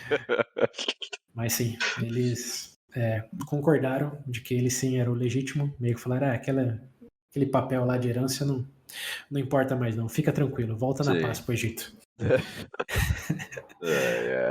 Meio que todo mundo em Roma ficou sabendo disso. Mas era o triunvirato, cara. O que eles iam fazer? Né? Fazer o que com os 3? O César sancionou, o Bíbalo já não apitava mais nada. Na verdade, até tentou apitar fazendo outra coisa meio sacana. Que ele, mesmo da casa dele, começou a lançar decretos de que os cônsules tinham a possibilidade de declarar feriado. Que em inglês, sabe como diz feriado em inglês, né? Holiday. Isso. E o Holy vem de santo, Holy. Né? Isso, é dia sagrado. Uhum. Então o Bíblo, de novo, com o negócio de auspícios divinos, etc. Na boca, cara. Ele mandou decreto de que todos os dias em que o César fosse votar em alguma lei, era feriado. Foi isso que ele falou. De fevereiro até dezembro, tudo que é dia de votação vai ser feriado. Caralho. Decretou isso como procônsul. Porque não queria que passasse, né? Era óbvio para todo mundo. Imagina, feriado, não sei, 200 dias dos 300 e poucos que faltam no calendário. Mas, de novo, usando a analogia aí, mais Activia, mais John Walker por parte do César. Votou nas leis, aprovou as leis, já era. Tá aqui, ratificado os governos do Pompeu e o Ptolomeu 12 agora era o rei do Egito. Dale, aí sim. Nesse momento, só vale lembrar que isso aconteceu. Voltaremos ao Egito em breve. E parte de um território egípcio nesse momento era a ilha de Chifre, que fica um pouco para cima lá. É uma ilha de Chifre. Depois olha no Google Maps. É uma ilha bem paradisíaca e turística hoje em dia. Tá mais perto da Grécia do que do Egito, na real, mas tá entre os dois ali. E a única coisa que eles demandaram, além do pouco ouro que eles receberam, foi que a ilha de Chifre Chifre ou Chipre? Bom, aí de novo, como você pronuncia o P e o H? Pode ser Chipre, não sei. Em português, na real. Nunca me atentei a esse detalhe. Aqui, ilha de Chipre. País país? É um país. É um país independente. Tá. Eu achei que era uma ilha só do coisa. Não. É uma ilha, mas é uma ilha-nação. CHIPRE, Chipre. Chipre, beleza. Aprendemos a pronúncia em português.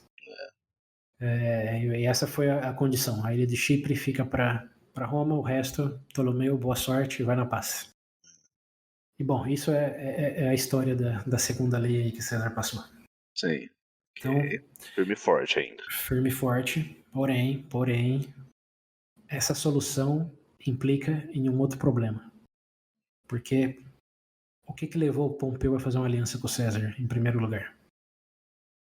É que ele conseguisse que as terras que ele conquistou fossem conhecidas.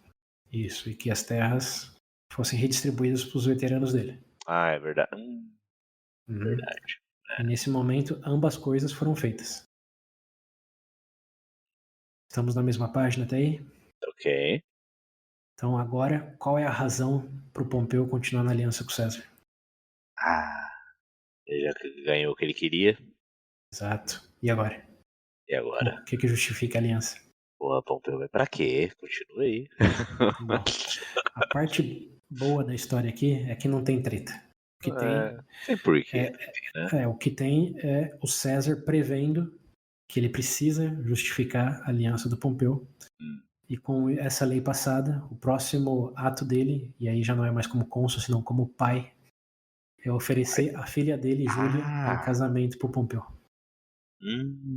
Porque o Pompeu, olha que curioso, o Pompeu estava recém-divorciado, fazia uns 2 anos agora, da esposa dele, que tinha alegações de que a esposa dele estava sendo infiel. Chuta com quem? Ah, não vai me dizer que é o cara lá. Com o César, não com o Porsche. Ah, tá. Acho que é pior ainda. Falei, porra, o cara tá pegando todo mundo, ó. Porra, com o César? Porra, Com o César. sacanagem. Tinha alegações de que a esposa do Pompeu estava traindo ele com o César, né, no ano de Daí o César falou, 62. tô minha filha aqui, velho. Não, mas ele se divorciou. Sim. E agora estamos no ano de 59, já 3 anos depois. Aham. Então, algumas fontes dizem que o Pompeu não Mas isso também acredita. foi antes da aliança, né?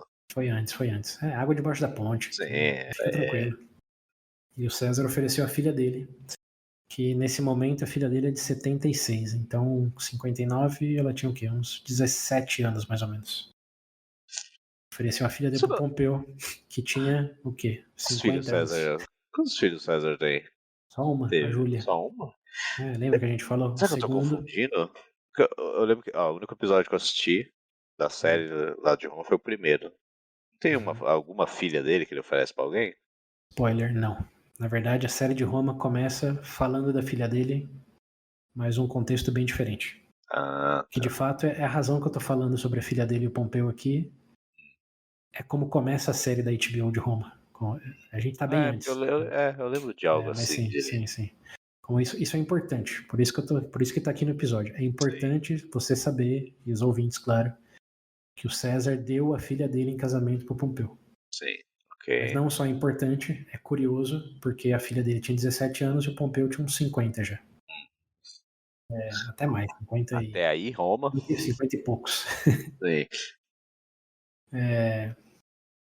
Mas também é interessante porque o Júlio César, obviamente o Pompeu aceitou, né? A filha do Júlio César, Júlia, era alegadamente de boa aparência e tinha herdado o carisma do pai. Sim. E o Pompeu aceitou, muito feliz.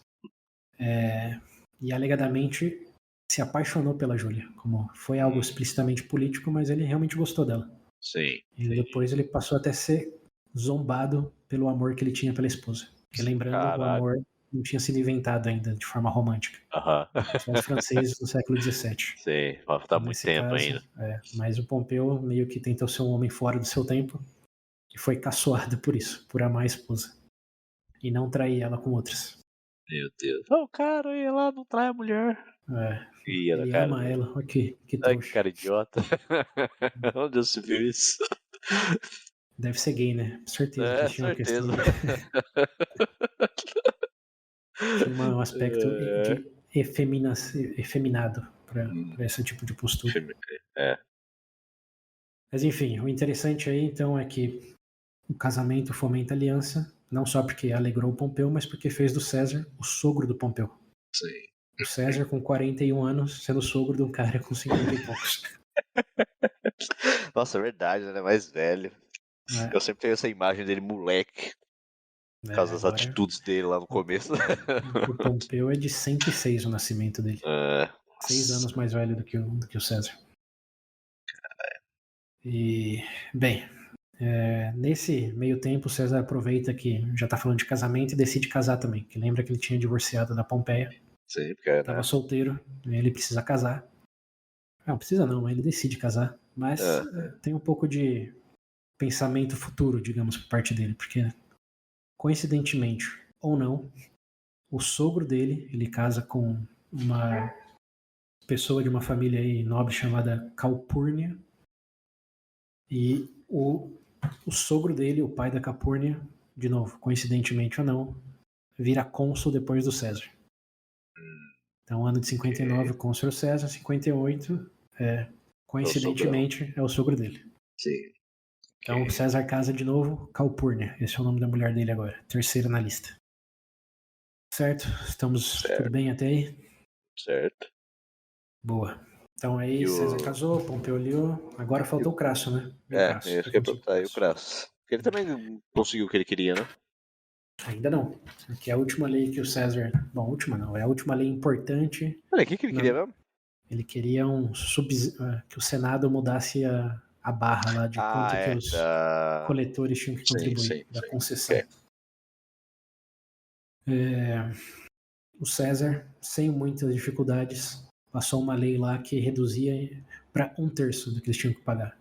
Então, tinha fechado a concessão em 100, paga 30, tá tudo certo. Sim, O que ok. fez não só o Crasso feliz, mas toda a não nobreza, toda a classe de negócios de Roma, digamos assim. Sim. Porque isso foi algo que até o Caio Graco fez lá no começo, que ele passou. Ele foi quem deu a concessão para as empresas para sair um pouco do poder do Senado, a coleta direta de impostos. Sim. E isso foi o que fez o Caio lá diferente, que ele tinha não só a plebe, mas ele tinha os comerciantes do lado dele também. Ok. E foi o que fez o Senado se assustar realmente e jogar o xadrez 4D lá.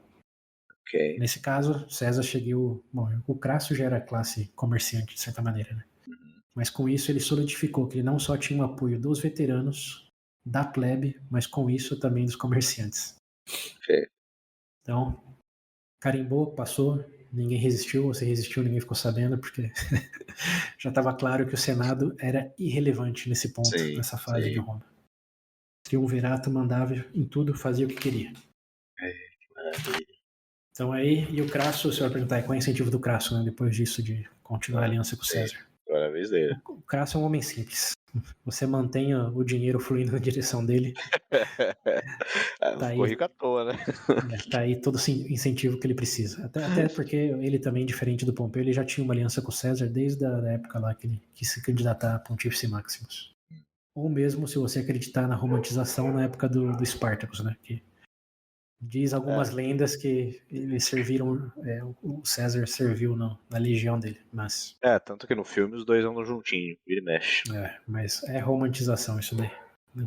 Baseado nas fontes que temos. Talvez tenha Tem uma acontecido. frase, meio que voltando um pouco o filme, tem uma frase do filme que ele fala, acho que o César pergunta se o Crasso tem medo do Spartacus. E aí ele fala, não tanto quanto eu tenho de você. Eu falei, tá bom. Pensa no momento, como que chama? Sinais do futuro, né? Exato. Me lembrou o outro lá falando lá. Muitos mares, né? O Suda falando. Vejo muitos mares. Isso. Vejo muitos mares nele. Cara. Romantização everywhere. Sexto sentido. Uma vez que você vê o primeiro. Já era. Bom, Mas bem, então voltamos pro consulado do César, correndo, vento em polpa, conseguiu tudo que quis, mais um pouco ainda, até casou no final. E agora estava chegando o momento dele terminar o consulado. Estava terminando o ano de 59.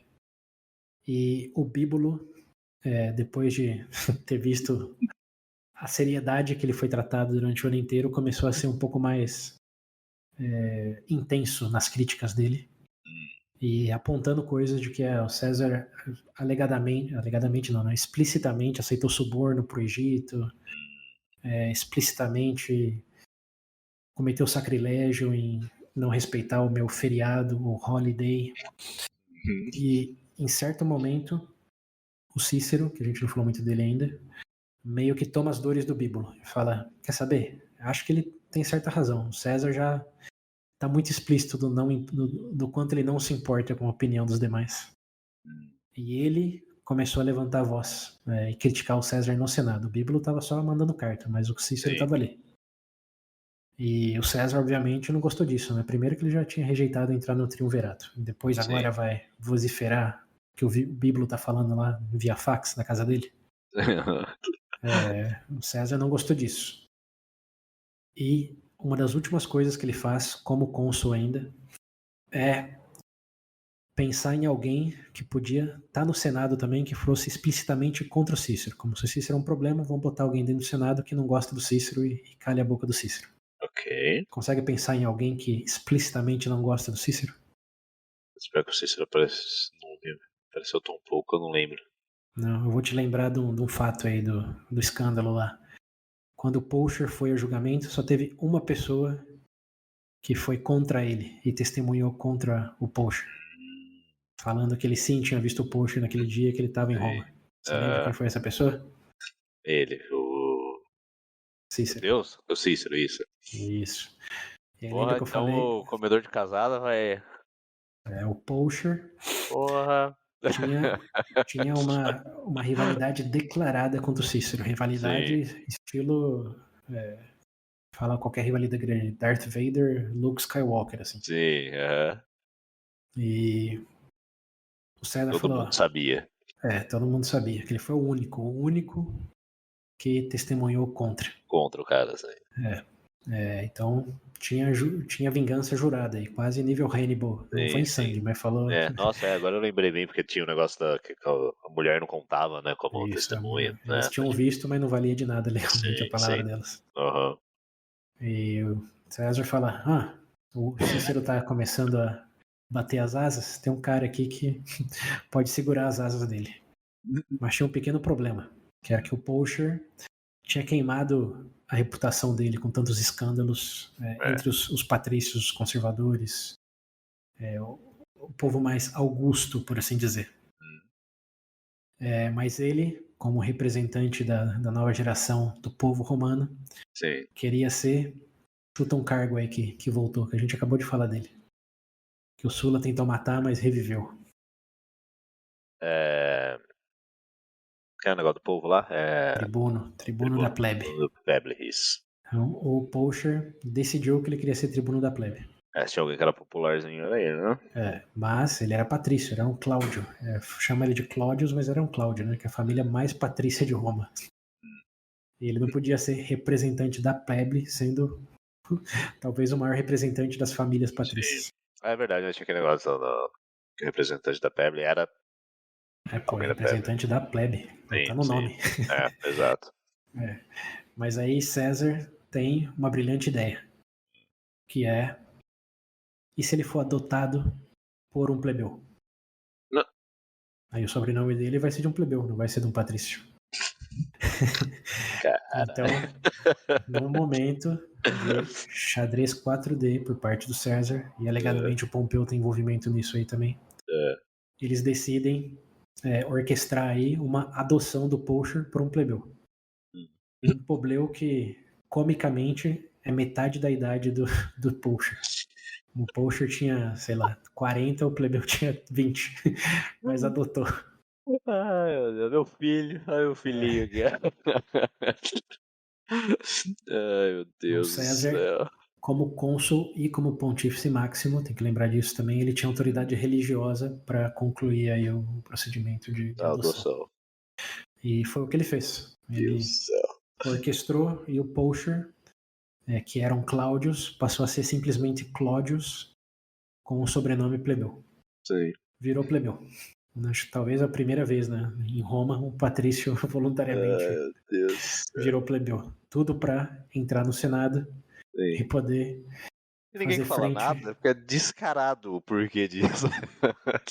Então, é aí que tá o negócio do Bíblo, que fala, tá muito explícito que ele tá roletando todo mundo, roletando. Mas vai fazer o quê? O que você faria? Tem muito tá com que o fazer, Pompeu não? do lado, o Crasso do outro. E agora Senado esse de também, gado. que é... Não vai contra ninguém. Aceita.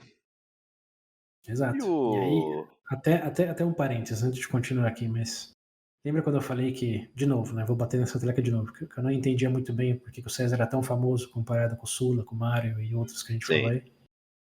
Então, vamos só fazer uma contagem rapidinha aqui do que o César já fez bem até agora. Ele foi um bom fugitivo? Sim. Bom o quê? Foi um bom fugitivo, como se livrou do Sula. Fugitivo. Ele foi um bom tribuno militar? Sim, ele voltou para Roma. Ele foi um bom padre? Sim, virou pontífice máximo. Até hoje? Ele foi. Tá até nesse momento, né? Ele foi um bom general militar? Tudo bem que é breve aí lá na Espanha, mas. Sim, mas foi. E até um triunfo, né? E agora ele tá sendo um bom. do triunfo, inclusive. Exato. E agora, bom, antes de chegar no último ponto, né? Bom mulherengo? Sim, bota na lista também. Sim, tá na lista. E conta pros romanos. Agora o último, bom político, em tudo que implica política, de fazer esquema, de aparentemente eu não queria melhor.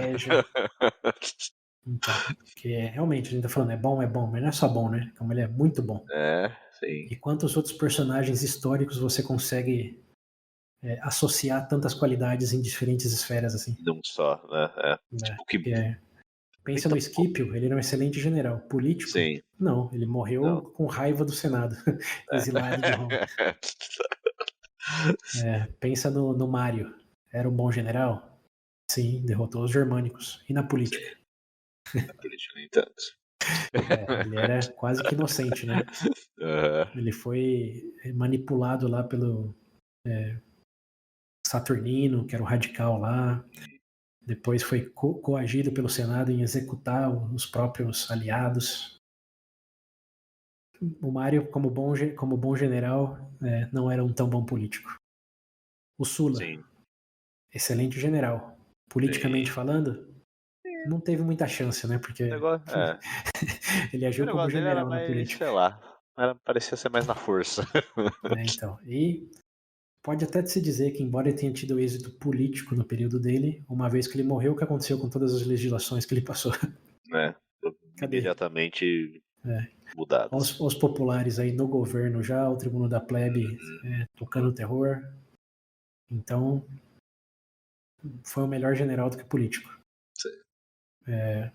Mas o César, até esse momento pelo menos, né, como dá um joinha para ele, que tudo que ele se empreendeu em fazer, ele fez não só bem, fez eximiamente bem. Ficou popular por fazer tão bem. Então, como que isso traça um pouco mais aí do porquê que ele é uma figura histórica tão distinta. Sim. E se merece ou não quero falar ainda, mas por que tem tanta atenção, né? Por que é o foco de tanta gente ao longo de tantos anos. Estamos falando dele faz mais de 2000 anos, desde que ele fez alguma coisa. Então, só um parênteses aí de lembrar que fazer... para mim é cereja do bolo, assim, de depois de tudo que ele fez, fazer com que um patrício fosse adotado por um plebeu, metade da idade, só para ir contra o Cícero no Senado, é fora da caixinha, cara. É fora da caixinha. É fora da caixinha demais. Bom. Mas bem, aqui estamos. Pelo momento, a eleição do Poacher não vai repercutir muito ainda, estamos em 59. Ele foi eleito para 58. Então, seria algo do próximo ano. Falaremos dele novamente, mas não ainda. Então, foi eleito, vai assumir o cargo próximo ano. Isso. Eles assumem um pouco antes do cônsul. Na verdade, o que mais ele fez de destaque, enquanto com César ainda, que eles passaram acho que um mês junto, né, no poder, por assim dizer, é que na cerimônia de encerramento do consulado do César, que foi em dezembro, lembra? 12 meses, janeiro, dezembro. Sim. O César fez um grande discurso, lembrando o povo de todas as leis que ele passou, tudo que... Bom, enfim, fazendo aquele lá... Resumão de... Drop the mic, né? De derruba. Deixa cair o microfone, de tão bom que ele foi. E o Bíbulo, surpreendentemente, apareceu nesse dia também. Ele queria discursar contra o César, contra a ilegitimidade de tudo que ele fez, contra o suborno explícito que ele aceitou. Ele foi lá para isso. Mas aqui vem a parte boa. Ele foi para isso. Mas quando ele tentou subir no palanque, o Poacher, como tribuno da plebe, usou o poder de veto dele para vetar o discurso do Bíbulo.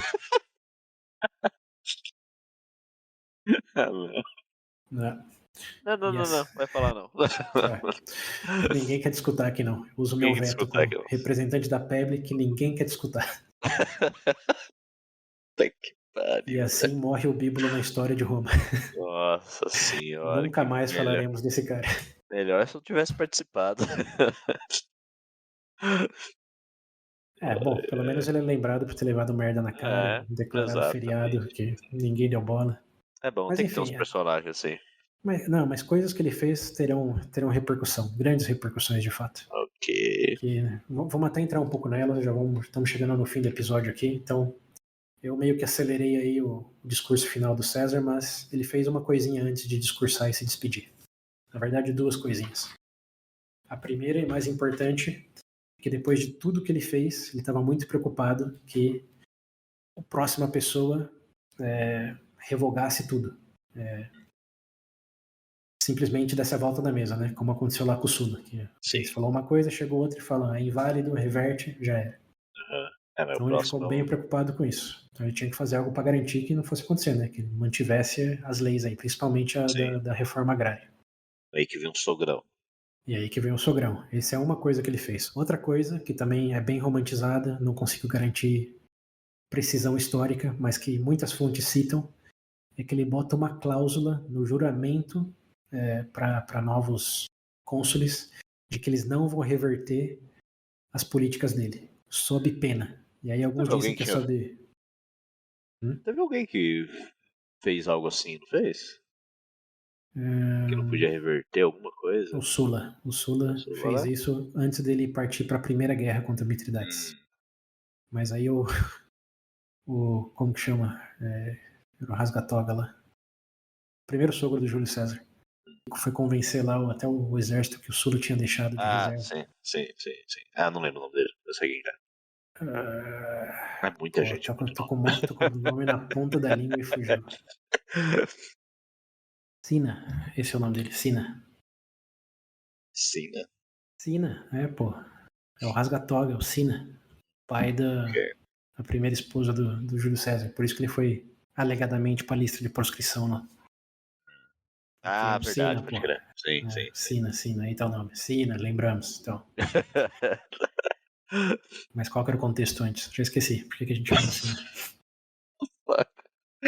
A gente tava falando do... alguém que fez, né? Alguém que fez o juramento lá pra não reverter. Isso. Então foi o Sulla que fez que jurassem, mas aí o Sina e o outro cara lá acabaram brigando e o Sina saiu, convenceu o exército dele a voltar e matou. Foi o primeiro cônsul morto dentro do Senado. Foi o cara que fez o juramento que não reverteria nada pro Sulla. Então não deu muito certo aí. Morto. Mas o César, sim, botou uma cláusula aí de que não reverteria. Lógico que botou o sogro como mais garantia, mas botou essa cláusula e tinha uma cláusula dentro da lei da reforma agrária que tinha um juramento de que não seria revertida por ninguém, seja cônsul, seja senador. Sim. Que é uma coisa que eu meio que pulei aí porque é muita informação, mas o Catão foi o único que disse que não ia, não concordava com essa cláusula, mas a punição de não concordar era ser exilado. E aí o Cícero convenceu ele a aceitar a cláusula, porque se o Catão fosse exilado, não ia ter ninguém para combater o triunvirato. Sim. Mas o César se garantiu dessas maneiras aí de que as coisas que ele fez continuariam vigentes. Então esse foi o último pincelar dele aí em termos legislativos. Outra coisa que ele fez, e esse acho que é realmente a última coisa que ele fez que importa no consulado, é que o Senado, principalmente os opositores, né? Uma vez que acabava o consulado, você lembra o que acontecia depois? Normalmente? Sim. Virava pró-cônsul. Depois de cônsul, virava pró-cônsul. E assumia o governo de alguma província aí. Ok, sim. E tinha muitos do lado do bloco mais conservador do Senado que queria dar uma coisa bem negligível para o César, para ele ficar responsável por 1 ano. E depois, lembrando, os cônsules e procônsules não podiam ser processados, eles eram imunes a processo. E depois de tudo que o César fez de maneira bem explícita em muitos casos, tinha muita gente, talvez principalmente o Catão e o Cícero, que queriam processar ele. E não por uma frente, 2, tinha sei lá, 20, tava igual o Trump hoje em dia, tinha 70 e poucos itens que ele podia ser indiciado por. E ele, sabendo disso, orquestrou que os tribunos da plebe, e aí volta o Poacher de novo, sugerissem que ele tivesse o comando não de uma província aí qualquer por 1 ano, senão que 3 províncias, não uma província, 3 províncias, todas consolidadas no norte da Itália, especificamente na região da Gália, chamada Gália Cisalpina ou Transalpina, na verdade as duas, para que ele garantisse a segurança lá e a paz com os gauleses. Então, os tribunos da plebe, principalmente o Poacher, garantiu que ele fosse dado esse comando de 3 províncias, 4 legiões, que dá 20 mil soldados mais ou menos, e não por 1 ano, senão que por 5 anos. Tudo para que ele ficasse imune a levar processo, uma vez que acabasse o proconsulado. E, bom, esse foi o gol de bicicleta dele, a cereja no bolo do fim, porque ele não só fez tudo o que ele fez, mas ele saiu com 4 legiões, 3 províncias, E lembrando, é uma província que... Lembra quando ele foi para a Espanha e teve a oportunidade de pacificar muita coisa nas fronteiras? Sim. O que mais acontecia na região da Gália ali? Nossa. Então, isso, na verdade, serão nossos 2 próximos episódios. Não vou falar nenhum porque tem muita Caraca. coisa. Mas Que? basta dizer que o que deixou o César mais conhecido na história, como que ele escreve, ele tem um livro que sobrevive até hoje, que inclusive eu estou lendo, que chama César na Gália. E esse é o período que fez ele ir de um cara competente para um cara legendário, em termos históricos. É o tempo que ele fica lá. E é disso que vamos falar nos outros 2 episódios. Mas não estamos nele ainda. O fato é só que esse é foi aí o que golaço. começa a série, né? Não, é no fim Não? disso. No fim do período no fim dele disso? na Gália. No fim. Basta dizer que ele vai pra Gália em 58, só volta da Gália em 49, quero dizer, mais ou menos. Nossa. Nossa. Fica uma década lá. Sim. Mas, claro, muitas coisas, muita água ainda para passar debaixo dessa ponte. Basta dizer que esse foi o golaço dele pro fim do consulado. E com isso, vou deixar a reflexão final aqui de qual que é o incentivo para ele ter feito isso. Tudo bem, queria se garantir, estava bem, tinha chance de aumentar mais a riqueza ainda, etc. Mas o principal ponto aqui, para finalizar o episódio e deixar todo mundo pensando, é: considere o maior incentivo dele para ter buscado e ter se dedicado a isso. Não foi necessariamente ter mais riqueza, mais glória militar, porque isso ele já tinha, estava bem. Sim. O que mais incentivou ele foi não levar processo pelas leis que ele aprovou durante o consulado e todas as táticas que ele usou para isso. Porque, naquele contexto, ele só não podia ser processado enquanto tivesse um cargo oficial, enquanto ele tivesse poder. Uma vez que ele deixasse de ter comando de qualquer coisa, ele, como não era provável, era inevitável que ele ia levar múltiplos processos e as táticas mais do que as leis, né? Sim. Aprovou em feriado, aprovou contra auspícios, aceitou suborno do Egito, sem se preocupar muito com o quão explicitamente pouco ético era, vamos dizer. Se pudesse, ele metia os 100 anos de sigilo, então. Mas aí vem a coisa. Não só ele levaria processo, mas tinha tantas frentes de levar processo que a chance de ele não ser condenado em nenhum deles era virtualmente zero. Bom, eu podia sair de 1, de 2, mas vai sair de 50, 60 processos? Algum ia tomar. Então, a partir desse momento, o maior incentivo da vida do César é se manter no poder para não levar processo. É isso. E aí quem lembra o que acontece com ele já pode meio que traduzindo aí o que isso tudo implica. Mas fiquem com isso em mente, de que tem a figura do César tirano mais pro fim da vida dele. Mas o que fez com que ele chegasse aí não foi necessariamente algo da personalidade dele ou decisão dele. Porque o sistema romano era tão corrupto nesse momento de que o Senado não queria que ele ficasse com o crédito, não queria que ele ficasse com a glória. Era certo que ia se vingar de todo o sucesso que ele teve de maneira legal, usando dessa artimanha aí de que uma vez que ele saísse do poder, ele ia ser processado, condenado e provavelmente exilado de Roma. Executado, ninguém aposta nisso não, é muita coisa. Mas certamente exilado, tipo, ia terminar igual o Scipio lá, o Scipio africano, xingando Roma a alguns quilômetros do muro. Então, veja bem, o que fez com que o César tomasse os próximos passos aí, que todo mundo já consegue projetar na mente aí. Fica a reflexão. Foi o César ou foi o sistema romano, dado esse contexto que exploramos?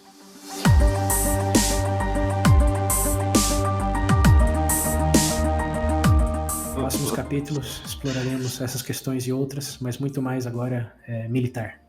Voltaremos para o campo de batalha e descobriremos porque César não só foi um grande líder político, como você disse, né? Talvez o que ele tenha sido melhor até agora. Agora. Mas se não, e também, ou talvez até mais, ele foi um grande general militar.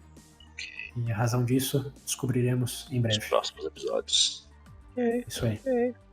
Bom, então, até lá.